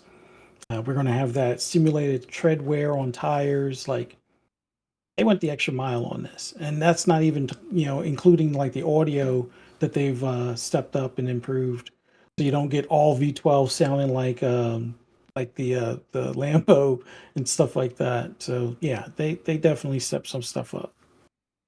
Yeah, I was looking at, so apparently Japan is 146,000 square miles roughly, Mhm. and Texas is 268,000 square miles roughly. Um, it's absolutely enormous here. That's why you have so many biomes for the state. Um, there'll be so many cool places they could go in the next one, but probably won't be for like another six. It was 5 6 years. When did Horizon 5 come out? Was it 2021? I think it was 2021. Yeah, because it was like the following year from the relaunch of the series consoles, I believe, even though it was a cross-gen Yeah. title. So if same turnaround happened, you'd be looking at 2031. Because you, and a game this massive, you also got to build up the desire for another one. And like what you were saying, Fuzz, like this is the um going to be the biggest by far. Like, and I think in not just scope, popularity. I think this will be a game people are gonna be playing for years and years and years. And I Mhm. mean, it never like will always be just there, to be able to pop up and play whenever they want to. Like this will be that. This will be the racing game of the generation, Yeah. right? This will be one of the like major games of this generation, just period, right? People call racing games niche and all that. Forza Horizon is not niche whatsoever. No.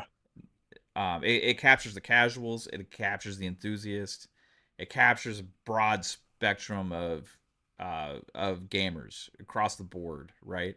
It is quite literally the quintessential racing game because it captures so many different kinds of racing game players and just gamers in general. Even if you're not super into racing games, you may still want to give Forza Horizon a try because it's just fucking fun, you know.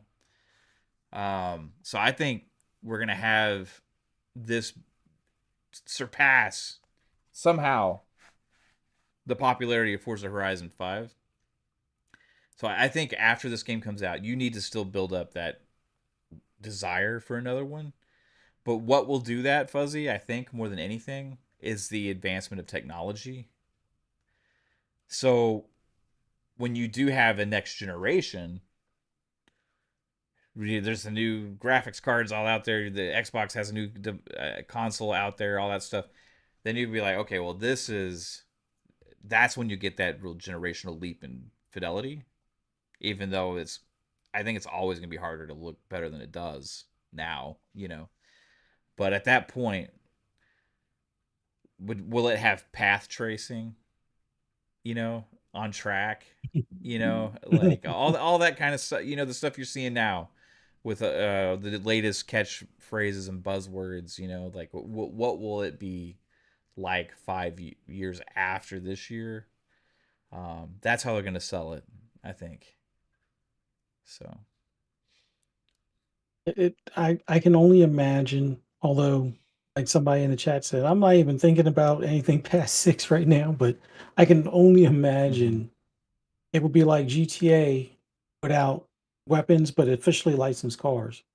You won't be able to get out Yeah, the car and shoot people, but you might be able to get out of the car and walk around and actually work on your car. See your made up character work and change the brakes out or things like that. I mean, I don't know if any of that stuff is needed, but I can only imagine they'll go for some more realism as far as the yeah, immersion is concerned.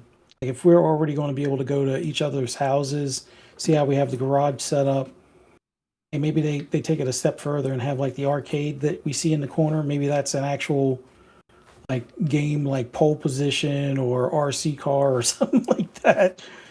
Just like a mini game in the game kind of thing. yeah. So this game comes out at launch exclusively on Xbox and PC, right?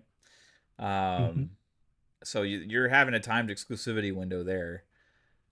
Is already announced for PlayStation, obviously. I think they said for Yeah. fall holiday, something like that. This will be like, I mean, from that point, it's still fairly new. You know what I mean? When PlayStation gamers get it, do you think this will be one of the most played games on PlayStation this fall holiday? Like, I mean, because The Forza only Horizon thing, did well on it, yeah, but there's also a lot of people that already play on PC and on Xbox. I'll go out on a limb. There's only potential. Well, there's one title that'll be more played, and a second title that might potentially be more played than this. I'm talking One of about them paid being for GTA. games, obviously, not the free to play shit that everybody's always playing. Yeah, I'm not. Yeah, I yeah, yeah, don't. yeah. I Yeah, don't we're think not there's talking going to be about a new one Fortnite that and yeah, yeah, yeah. I think GTA 6, and then possibly more than likely um, Call of Duty. What about Wolverine? That's a tough one. Yeah, I. You know what? 3, maybe. On PlayStation, Wolverine might beat it as the overall, like because you can only play Wolverine on a PS5, but you'll be able to play Horizon on Xbox and Oh yeah, PC, yeah. and It's there'll be more players for that. But I mean, I don't Forza know. Horizon 5 had what 40 million players like in a couple months or something like that. Like it was, yeah. This Mhm. will be 6 is going to be enormous. It's going to be absolutely enormous. Um, And I think there will be a much longer sticking rate. Like the 50 million plus that are listed now, I think like 11 million of them may have made it to the first mission or something like that, but the rest are like at least several missions in, and then like believe it or not, like I think the top 20% have completed most of the story mission stuff. And then there's like I'm in the 2% that's completed all the story stuff, and then there's 1% that are ahead of me on like the online stuff. Um, yeah, there's going to be a good bit of people playing this, and I think they'll stay with this one a lot longer. Like if you're into drifting, I could see this being the perfect drift simulator for those that always wanted a more graphical, more open game. Because I think the the one that's made by the same people that do Tokyo Extreme Racer. It was a JD Drift or something like that, JDM. or JDM Drift. Yeah. I think that one only allows for up to 6 people. I could be wrong. You'll be able to have 12 people in your convoy, if not more. So, and then you could race against another 12. So, Did you see the clips of the mountain tracks with the fucking hairpin turns and stuff? I saw somebody trying to do shortcuts of those hairpins and just wound up, falling down part of the mountain kind of deal. But yeah, I've I already can seen only amazing imagine. drift videos, bro. There was Yeah. one also of the fucking parking garage that has a spiral. In Oh Tokyo, yeah. supposedly there's like a massive parking garage, and they Hmm. have like I think part of what's going to make this one special is the more like there's a more attention to detail with making the world seem a little bit more like uh real setup for this festival. Like they they were talking about how like there's stuff you would see like okay, there's like there's like garages set up. There's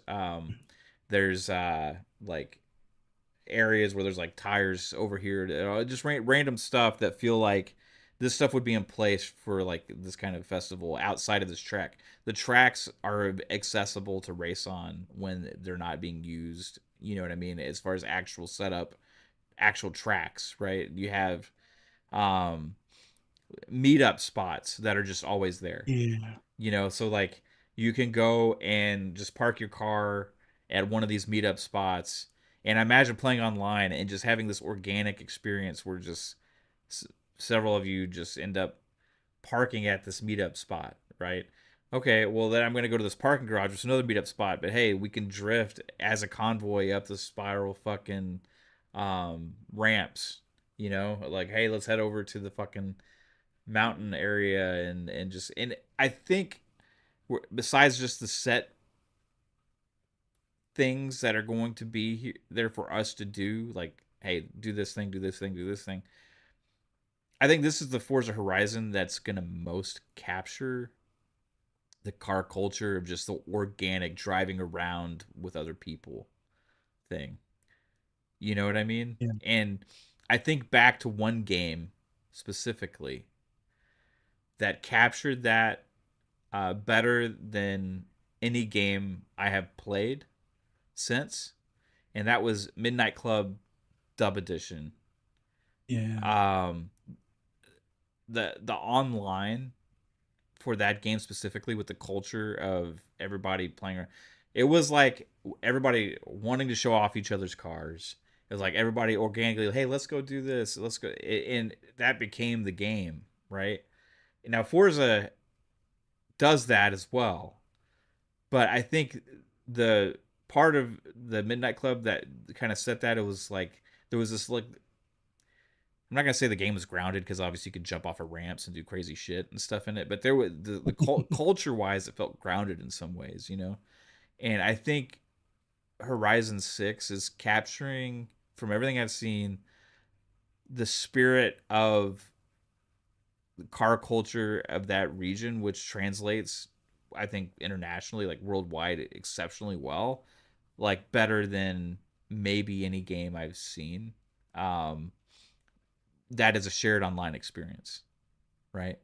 So I just imagine all these organic things happening online that is going to be absolutely incredible. And I think that's going to be the magic of this game that keeps it going because you don't need to go do races. You know, you don't need to do events. Just Yeah. hop in your fucking car and have fun.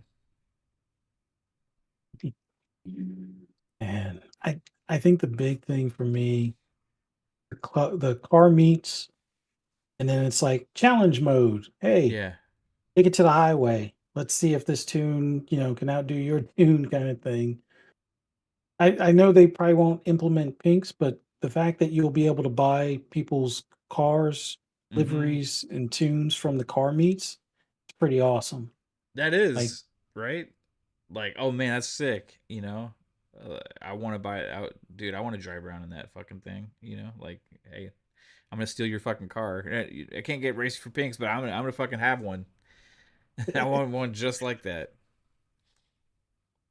dude. I'm hoping, since they did away with clubs, the traditional clubs in on Xbox, I'm wondering if there'll be clubs in, at least in the game. If there are, it's going to be like Extreme Tokyo or Tokyo Extreme Racer, where you will have, let's say the pizza delivery group or something, and they all put like a pizza sticker on their car, and now you have to race against the entire gang to advance, type of thing. I can see so many, you know, different things and from other car games being able to do it in this one. Like, I know some people were asking about Initial D. They Yeah, have some of the same tracks. They have the other. It's not a Corolla. It's I forget what they call it, like a Apex Torino or something like that. They have the less sportier one in game, but you could sticker it and modify it up to the one that was used in Initial D. So, and they already have it where I believe there's supposed to be a noodle delivery service in game as kind of like an homage yeah, to Initial D. Um, we'll see. There's also a couple of famous trail or roads that go down the mountainside, very similar to ones you've seen in, like, what do you call it? Fast, was it Tokyo? Was Tokyo it Too Drift. Fast, Too Furious, Tokyo Yeah, Drift, and stuff like that. So yeah, I could see people recreating movie stuff in this thing, or just like you said, driving around, having fun, drive on the highway.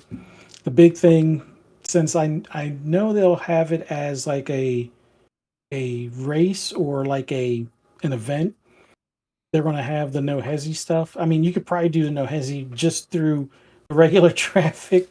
Um, but as far as having that as like a sanctioned race or something like that, having that in this game, maybe we'll be able to scale up or down the amount of traffic from that. That this will be the perfect JDM or just car culture in general game in that location. And I can only imagine the stuff that they'll do for like the expansions. Like, I'm figuring it's either going to be a drift expansion, or it might wind up being, um I don't even know how far they could go. I would love for it to be a Midnight Club expansion. And when I say Midnight Club, I mean the real gang. Well, I guess they refer to them as a gang that was in Japan, mainly a few well-to-do guys that own like shops or other car customizing stuff. They would race, like do a gentleman's race on the highway. And, for a while, they never got bothered by the cops until, I guess, rumor has it there was some sort of like deadly wreck or whatever. But it was like all the cars were like more of like sleepers, where it would be like a Porsche 911, but it's got, twin turbos on it, yeah. non-factory, and it's got better tires, lightened suspension, coilovers, and a few other things that weren't like standard fare for that car. And it's hitting 200 miles an hour when the top one from like 76 was probably only hitting like 120 or 100, well, not 120, but like 140 to Mm-hmm. 160 range. Here you have a car almost doing 210. So yeah, I could totally see some of the potential in the expansions that they could have in this thing. And Yeah, yeah, I could see people playing this for next 10 years. But like I said, they're going to have their work cut out for them for Horizon 7, getting everybody off of 6. yeah. It's gonna be crazy, dude. I can't wait to play this game. I think May 19th is its release date, right? Um, With the 3-day early or something like that. yeah, Or it's something like along those lines, like around the 15th for the early access. that's crazy. So you have that. You could have Halo CE coming in July. You got Gears, and you got Fable, Minecraft Dungeons. Throw that in there. You got Call of Duty this holiday. Who knows what else is mixed in among that bunch, right? Alpha playtest for State of Decay, like, um, bro. Like Phil's handing it to her on a silver platter, man. So I like she's got to fix the image more so than she does actually what they're delivering on, Yeah. right? And that's it's gonna be interesting to see how it all plays out, bro. Super excited for Forza. Um, well, Fuzzy, you ready to get into some tidbits here? Oh yeah. Say hi to some of the chat. Oh, Luis Jose had asked. You answered him. You said Florida or North Carolina. I think Daytona. I think Yeah, Daytona I think Beach is Florida or where. Daytona was the first sanctioned race, but North Carolina, because of the, I want to say, well, yeah, bootlegging and stuff like that. Right, right. I think North Carolina was like between North Carolina and South Carolina was like bootleg central. And then they Mm-hmm. decided, hey, let's have a paid event kind of thing. So Right. some of the earliest tracks started there, I think, as well. Yeah, but you're right earlier what you said about like Texas. Like, there's Mustangs. All I my first car was a Mustang. I'm a Texan. You know, like Mustangs have always been super popular here. Everywhere you look, there's a fucking Mustang, right? But there's Mhm. also tons of like classic sports cars. There's tons of uh, muscle cars. I see lots of Chargers and Challengers. I see lots of Camaros. I see lots of everything all over the place here. And just as much, like not at just as much, because more than anything else here, there's full size pickup trucks. Yeah. I mean, it's just You guys are all the over the pickup fucking that's capital. what I drive. You know, all over the fucking place. You got your Dodges, you got your Fords, you got your Chevys, you got your Toyotas. You know, you have some Nissans, not as many, but like you have full size pickups, fucking all over the place, bro. Um, Crazy. Now, how many of them are like as far as the ones you see on a daily, how many of them are diesel versus gas powered? I would say the majority are gas, but like Okay. you have a good percentage of them are diesel, right? Now, if it's a like a 2500 or higher, it's more than Mhm. likely it's going to be diesel, you know. Yeah. Um, but like for the majority of just because a lot of guys here like me just have them as their everyday drivers, right? And we just just gas is easier to deal with, right? Uh, Yeah. but if you're actually, or hey, you're hauling shit, you got other stuff you're doing with it, then that's where you see a lot of the diesels come in. But I would say, yeah, majority is gonna be gas, but like you have a lot of diesel out there. Most of the actual work trucks that are being used for work, like actually hauling stuff, you'll see a lot of diesels with that. Yeah. But man, yeah, it's trucks everywhere, bro. Trucks and sports cars, and then you know, you still got your share of just regular cars too. Yeah. But there's a lot of old trucks here too, Fuzz. Like you'll see a lot of Like fully like restored or just like they've been driven from 70s and 80s just as they are kind of thing. all of the above. If Nice. it's a non-restored one, it's usually some old ass motherfucker in there, or it's a beater that is ran down, used for like somebody. It's all they could get for work, you know. And you see a lot of younger generations now are driving restored uh pickups from like the Mhm. like dude, I see like at my daughter's high school, like some of these teenagers, they're driving like Chevys and Dodges and Fords from like the fucking 80s, but Mm. they're like lowered and they're like clean, but what they're doing a lot of times they're not restoring the paint job. What they do is they'll like uh fix any issues with it, like the metal, and then they'll put like clear coat. So that way it keeps the rust and the like old vintage look on it. Mm. Sorry, get rid of the rust, but keep some of the browning, some of that Yeah. coloring, right? But yeah, so it has that vintage look to it, but it's got a nice clear coat. It looks sharp. Um, Mm. yeah, then you see the lifted trucks all over the place, bro. Like, and there's this new trend now I've seen all over the place. I don't know where this came from, but people have these tires now that have lights in them. on Oh the yeah. wheels, and I'm seeing those on lifted giant, like I'm talking about pickup trucks that have giant lifted suspensions on them with giant wheels and stuff and tires with these Mhm. lights on them, and there's a few of them roaming around town all over the place. So yeah, it would be a fun, like Texas would be a fun culture to see, like in a racing game. I think. I'll tell you, Yeah. I know from my experiences, the Dallas city racing, the street races back when I was a teenager were nuts. Um, that was before Fast and Furious came out. Like it was Fast and Furious, but like in real life, it was Yeah. crazy, bro. All right, let's get Yeah. into some tidbits. Fuzzy Belvedere. All right. This one is Creators of GoldenEye and Time Splitters. An expertly crafted, brain-tickling, Nintendo nerve-tingling, Switch and PC time-shifting, today for genre-bending word $14.99. strategy roguelike. Ah, words. They can start So wars, where's this mend releasing? broken Switch and hearts, PC? or in this case, create Switch, handled, PC, twisted both puzzles PS5 where and victory Series is X and earned S. one letter at a time. Kate's gonna want to play this, I think. Craft cunning words, trigger jaw-dropping combos as you wield a host of powerful disruptive modifiers to bend the board to your will. Unlock over 300 unique abilities so that every run brings a fresh strategy. Unpredictable risks. It's like and roguelike satisfying Scrabble. roguelike depth. Yeah. No two games That's why I are say ever like the same. every week there's a new Push your roguelike vocabulary to the variation. limit as each board evolves into a rich tactical space. But she which you loves must playing shape word and games. truly make your Mhm. own.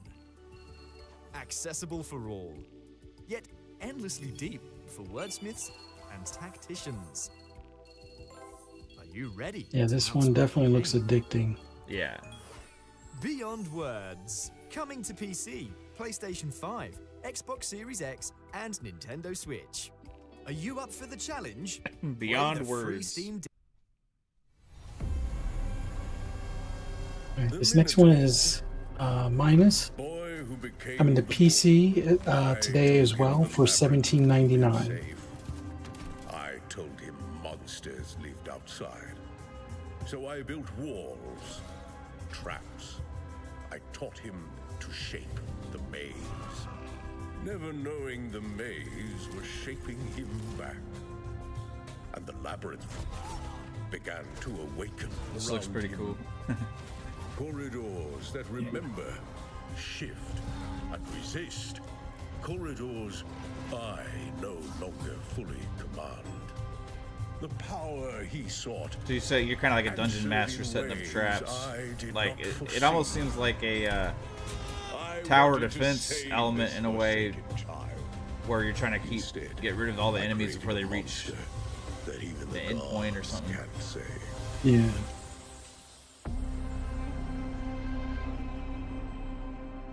Does that say Mines or Minos? Minus. Hey there. Minos. Minos. I'm Daniel, one of the developers All behind right, this Puzzling next one is Places. Puzzling Places In this coming to video, I PC want to this talk a bit about Thursday the future of Puzzling for Places on Steam, $5.99. specifically about our plans to add new puzzles as paid DLCs. As a small indie team and gamers ourselves, it's important to us to be clear about what to expect from our game, so you can decide if it's something you might enjoy. So first things first, if you buy Puzzling Places on Steam, you get a complete and finished game with 18 included puzzles. We selected them to create a well-rounded experience with different locations, moods, and subject matters. You can play those, complete the game, and just leave it at that. However, if you enjoy puzzling and want to explore more locations after that, we plan to keep adding new puzzles as optional, paid puzzle packs. When Puzzling Places first launched on MetaQuest in 2021, players very quickly asked us for more puzzles. And we wanted to keep going too, exploring new places, themes, and atmospheres. They only give Over you time, 18? that grew into a library of more than 300 puzzles, which we will bring to Steam step by step. Yeah, it's $6 for the base In game, addition and to then that, we're also whenever working for on the tools for players to add-on create their own puzzles Right. and share them with each other. How many or how few puzzles you want to play is completely up to you. We just want to make sure that there's always a fun new puzzle ready for you. Thanks a lot, and happy puzzling.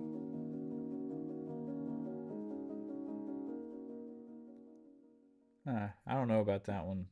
Looks like they just make 3D objects and just kind of like, here, we're just going to slice them up. Here's our goal. Yeah. Stopping the Union spell for good. Wait, did this one You're not skip? exactly putting us in a positive light here, Mona.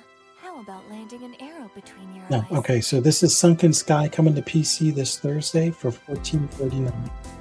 Let's see which is stronger. Go, Mighty Fox. Eat her face.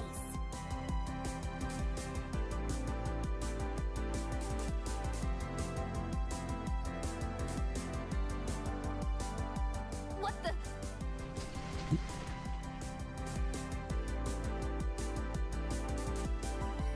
I will let Got you like know a that dragon Batman has been tail. given a lesson. He won't trick you into his stupid schemes ever again.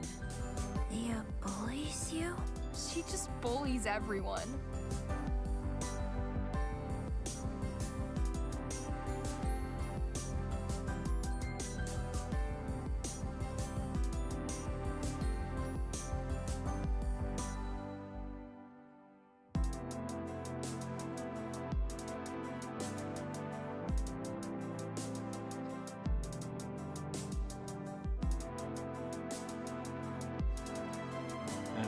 Interesting.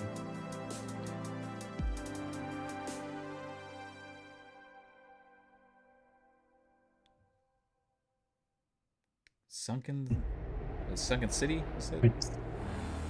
This next one is Soul Mask coming to PC this Friday for $29.99.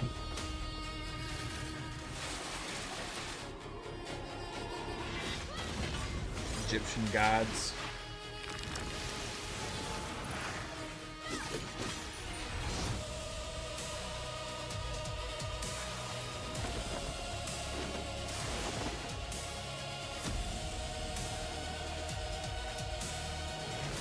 We like build a ship?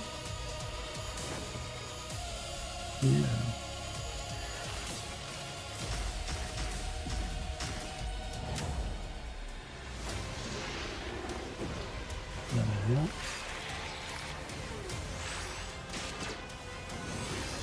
A sand whale. Huh.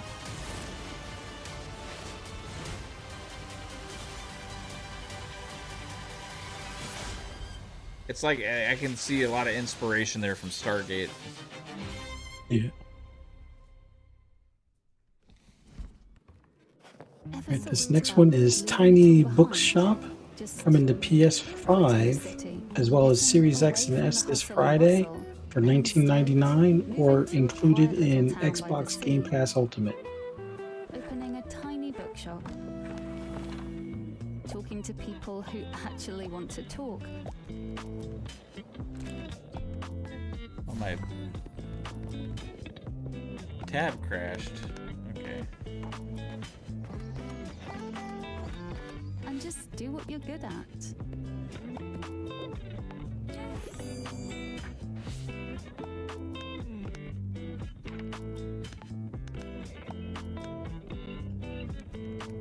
No stress.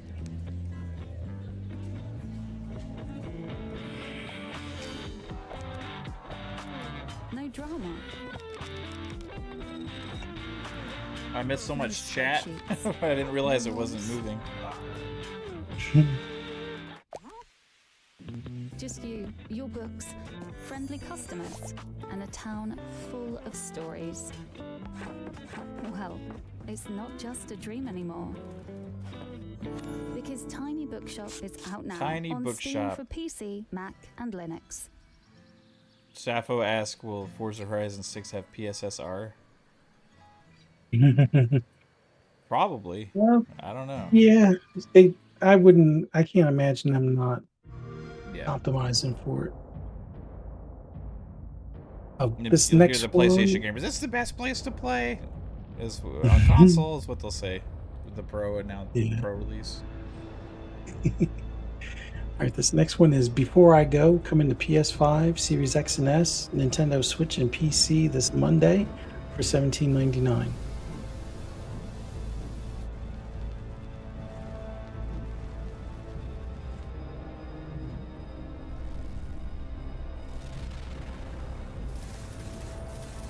Looks like a pretty cool Metrovania.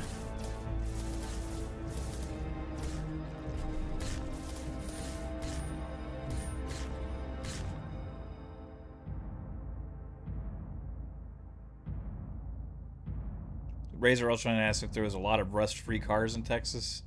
Yes. I mean, if cars get kind of like abandoned, you know, they'll get rust, but like out if they leave them out in the fields and shit like that. But otherwise, we don't really get a lot of rust here. It's time to rid the world of cooking. That's right. You guys probably don't use the same like rock salt like the Northeast and stuff. Visit your nearest loyalty officer to sign over your human rights. No, Right, this pretty, is Dos. pretty good. This is Dos of Divas. One Last Meal coming to PS5, Series X and S, Switch, and Switch 2, as well as PC this Tuesday for $19.99. They want convenience. Food makes Luis Jose asked, is it usually South where U.S. states have big car culture? What do you mean by big car culture? You mean like Stuff at dinner. big body, like Oldsmobiles and shit like that? Buicks and stuff, or Cadillacs? Or are you talking about like... Because he had that question, then he had the NASCAR question. So... This meeting has Big, gone over. but like the... Toodles. The Northeast, there is a decent car culture in the Northeast. The drawback is areas like New York, you need to pay for parking. There really isn't parking available. I mean, at least in the city. So Yeah. there, you have to pay a lot of money to be a part of certain garages where you would want to store your car kind of deal. Or you just mean car culture in general by big car culture? Like, I don't... Let's see how strong you really are. But like lowrider culture, you have a lot of like in Cali, I cannot stop crimes on my own. Will you aid me? and those are like. But if you're just talking about car culture, like They're going to love there's great this. car culture in lots of cities, but it's like changes kind of depending on a region.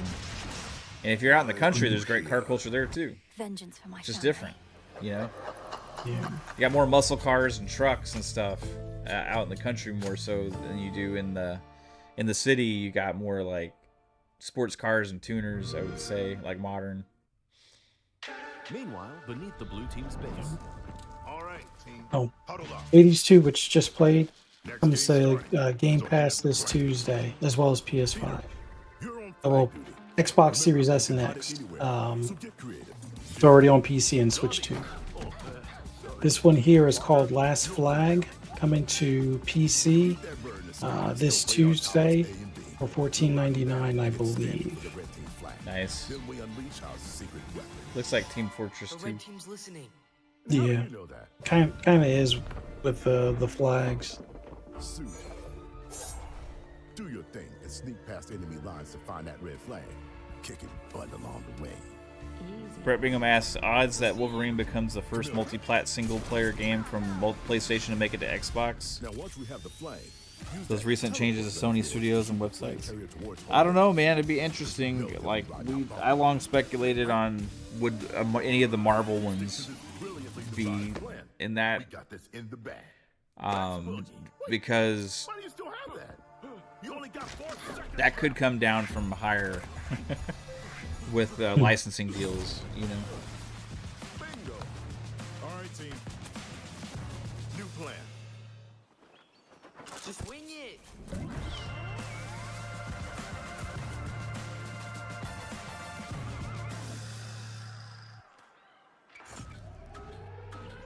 Seriously?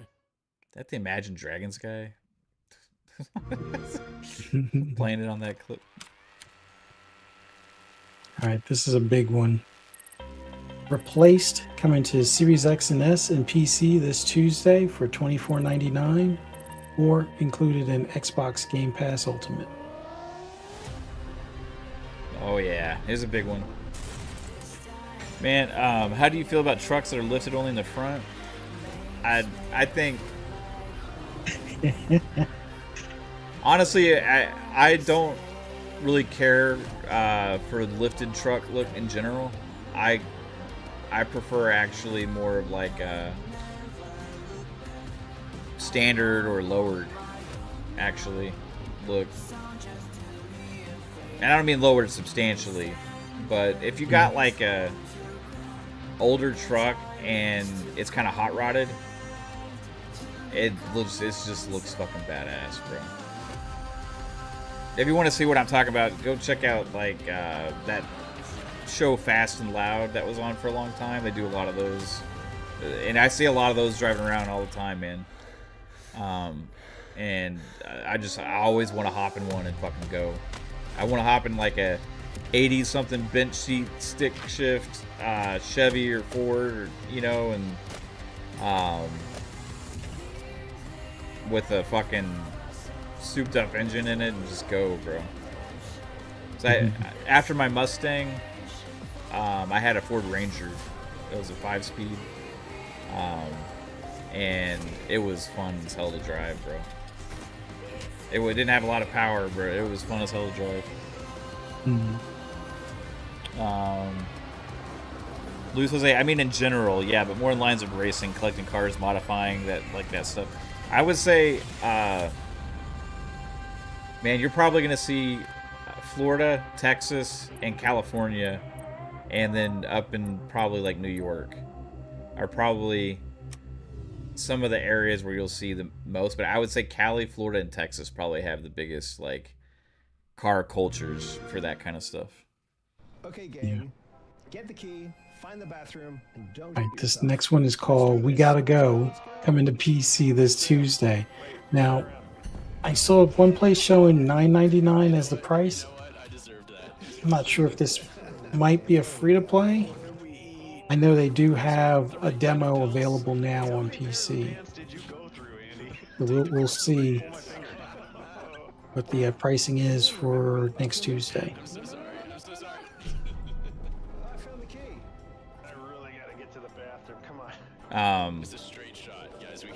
Reason I like Texas, like Texas has everything with the car culture, bro, because they really lean into like the muscle car, you know, the drag racing with that. But then equally, you know, if you go to like the drag strip in Ennis, you might see 70s Mustang race fucking versus like a Charger. And then right after that, you might see a fucking Del Sol racing like a Miata. You know what I mean? And like completely customized. You know, just completely tricked out tuner cars. A guy I knew in high school, a guy had a souped up Del Sol. And it was gorgeous looking, and those were like tiny cars, right? But his was customized so much, and it was amazing. But he accidentally crashed into a fence. 1 or 2 days, depending on the hour's activity. A lot of one of my better friends in high school had an Integra. Another one had a Prelude. Another one had a Dodge Neon. The first year they came out with the turbo. With a stick shift. Yeah, I forget the actual what it was. Neon something. SRT. Neon. Yeah, maybe. I can't remember. It's their T4, I think. Yeah, and then I had the Mustang, you know, so I was kind of the odd man out. They all had tuner cars, and I had the Mustang, you know. But we had, like, numerous guys that had tons of sports cars at my high school when I was a kid. I had a friend that had an IROC Z28. I had another friend that had a fucking Trans Am. Two of my friends were arrested for just kind of, they weren't really racing, but they were kind of racing. One was in the fucking Neon and the other one was in a Trans Am. And it was like, yeah, SRT4. Thank you, Meek. Yes. Yeah. Yeah, we had a lot of fun, man. The car culture's here huge. We'd always hang out at the street races. Watch, go around from spot to spot to spot. Then, you know, you go to on the weekend, you go to drag strip in Ennis. Then, you know, you got Texas Motor Speedway for NASCAR here. You know, you see the car shows for like hot rods all over the place. all over the place. There's car shows and stuff, man. And you got your randomly you'll be driving, you'll see this fucking like pristine like 60s, 70s, or maybe even earlier muscle car, you know. And I like you'll be like, okay, there's a 1997 Supra that's fucking pristine, you know. There's an RX-7. Like it's really cool around here because you got so many car culture enthusiasts from different kinds, you know. I will say probably the most underrepresented here is drifting. I'd say you have more drag race. Drag racing is very much a thing, but in all different kinds, you know, of cars. And then you have NASCAR. You have like your dirt track stuff. You have everything like that too. Mudding is very popular here. Going mudding in a truck. Yeah. So if you got a big truck, you lifted it. You know, you go mudding, right? That's very popular here. Sappho says Delso had no weight. A gust of wind would push it off the. Yeah, it was on the corner. He took it too fast, and the thing just lost its grip, and it went straight into a fucking fence. And it car was totaled. I can't check that right now, Brett, because I like have the screens here. So if I go to that, I can pop it up, I guess. I don't think there's anything that's going to be here that I can't show on YouTube. It's just a gamble. Let me see. Oh, what is this? Oh, it's a Cuda. That's a Plymouth Cuda. A Hemi Nice. Cuda. Nice. That's lifted. Is A that? Hemi Cuda that's lifted? Hopefully that wasn't yours because I just showed the license plate. Yeah, it's like on some big ass. Or it's not lifted. It's just like on some big ass fucking wheels. Mm. Yeah, you got everything here, Oh bro. wow, yeah, that thing is tubbed. Okay. Yeah, I do. Fuzzy knows way more about the intricacies of language. You crashed an And it's RX-7 when you basically were younger? I crashed my Mustang, bro. Yeah. Um, I definitely. crashed into my Mustang. The girl texting on her cell phone pretty much hit it in the right rear corner, and it crinkled the roof line. It was Yeah. a '05 when they did the rebody for them when they went with the retro style, and then ordered a new Mustang. Ford didn't ship it, canceled the order, and picked up a Camaro and posted on the Ford employee message board.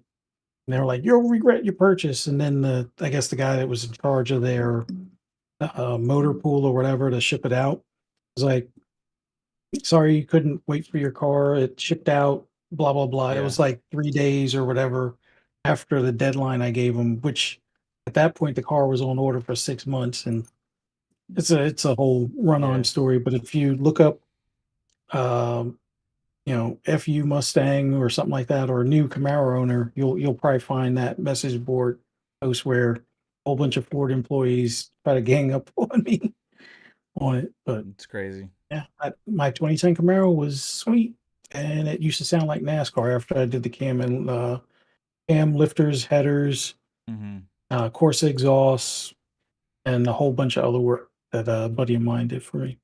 Nice, man. Yeah, like I was 16 when I got my first car, and it was a 19 it was brand new 1999 Mustang. It wasn't a GT. It was a V6 or Mhm. stick shift though. It has blue, and I loved it. It was so much fun to drive. But like it's when you do when you turn sometimes in a stick shift in a Mustang, you will sometimes fishtail without even trying to or meaning to. It just happens, bro. Like until you get really the hang of it. I Yeah. got pulled over, I think 8 times in that car, even if I wasn't doing anything wrong. Um, I got when I was driving as a teenager in that Mustang, I got pulled over for driving across a parking lot. I got pulled over for my radio Mm, being too loud. I got pulled over for speeding like 5 miles over. You know, like I got pulled over for everything, bro. Like just, and then when I didn't have a Mustang anymore, I didn't get pulled over at all. But Yeah. yeah, I got in an accident when I was 17 on Thanksgiving Day. And this wasn't my fault. I was just going through an intersection. My light was green, and a 86 Cougar. And if you know what an 86 Cougar is, a Mercury Hmm. Cougar, it's not like the sports car Cougars that you think of in the 2000s and stuff. This is a tank. This is a big body Yeah. fucking tank. Turned in front of me, and my car was annihilated. Bumper laying like 100 yards away, smashed in like a tin can. And we were lucky that it wasn't a lot worse. But yeah, so I lost that car. Got it replaced with a 2000 Mustang because it wasn't my fault. So the insurance company took care of that. And I drove that one. It was a silver 2000 Mustang. Equally loved it, but I got into trouble, and my parents took it away from my. I think my dad was like, nope. Uh, so that was gone. Then I drove a Ford Ranger after that. So yeah, it was it was crazy times back then, man. But yeah, I was doing crazy shit, Razor, when I was a teenager. I was kind of a knucklehead, man. I was kind of a dumbass, but it was fun times though. Yeah, Luis, like the Mercury Cougar 86 Cougar is like he had a busted headlight, okay? He went through an intersection, turned left in front of me while I'm going through a green light. The front right corner of his car when he's in the middle of a turn basically hits the middle of my front end. And if you and I'm going like 50 miles an hour, I think.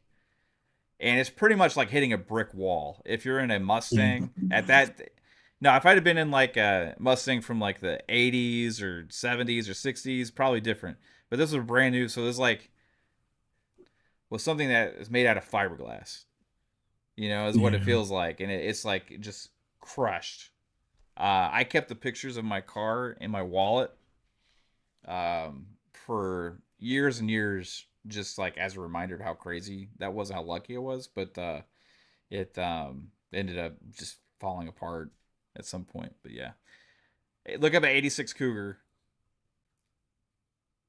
It's like hitting a brick wall, bro. Yeah. And he was smoking. He was smoking pot, and he had a group of friends with him. Uh, and I saw, because I walked up to his car after, and I saw he had like a fucking bong in the back seat and shit, and like they were all high and stuff. And the cops didn't do anything, bro. They're just like everybody, because we're all kids, you know. They were teenagers too. They went to my school. But anyway, crazy times, guys. Be careful out there. Yeah. Learn defensive driving. And a close call this weekend. Like Yeah. 3 seconds after the light changed, somebody went barreling through the intersection Yeah, dude. where they had a red, and it's like something told me to like take my time doing like a Mm-hmm. left on the light because the opposite traffic was making a left as well.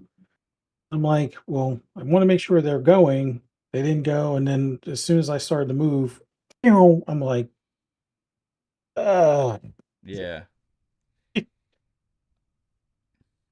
windows Um. tinted, talking to somebody on the phone. It's like, I hate distracted drivers. It's, Yeah, dude. I thinking back, I was like, I should never had that car. You know, like I was just too mm, stupid. But that wasn't my fault. You know, the when that happened. So, but like the way I drove it, like I was just fucking crazy. You know. The rest of the time, not that time, but the rest of the time, the way I was driving was crazy. And I think we like something you learn like that taught me like okay, I'm not gonna necessarily get into accidents because it's my fault. I'm gonna get into accidents because other people, and mhm, I need to always be on my fucking guard because and I think that's the biggest thing to teach your kids these days, because like my daughter's gonna start driving in 2 years, and like I think about all of the close calls I've had because of my experience that I was able to get out of, and it's Hmm. like, man, you gotta really teach these kids when they start driving that not only you gotta know how to drive them, you gotta follow the rules and pay attention, but like it's more so about watching for all the idiots out there, Yeah. because there will be somebody that just you'll be driving right next to them and they'll just come into your lane, right? Or this will be somebody that's going to run a red light and you're just going through the intersection, or run a stop sign, or you'll be just driving and then somebody's just going to turn out right in front of you from a shopping center or something Yeah. like that. And the amount of times we had to avoid those situations, bro, is crazy, man. Um, you had an Aerostar as your first car, Brett. Wasn't that a van? Wasn't that big ass van? Yeah. Did Ford it have a? Did Aerostar. you have like the satellite thing on top? Did you have like satellite TV in your Aerostar? Yeah, yeah. I mean, dude, you just gotta like. It's the amount of times I see cars just swerving left and right, and then I like see the guys just like this on his phone. Like, oh my fucking god, bro. Yeah. Yeah, blind spots too. Those will fucking get you. And those will get anybody, right? So you Yeah. have to learn. Like, I think you have to learn. Like, hey, people are gonna make mistakes. Sometimes it's not their fault. Sometimes it's just situational. So you can't just always drive like an asshole and just be rude to everybody. But like, just be if you're cautious enough to always be looking out for the cars around you, you can put yourselves in the situations not to get into accidents, right? And that's the hardest thing to teach. So that's what I'll be focused on. Is like almost form a fucking barrier around your car and don't let anything enter that space.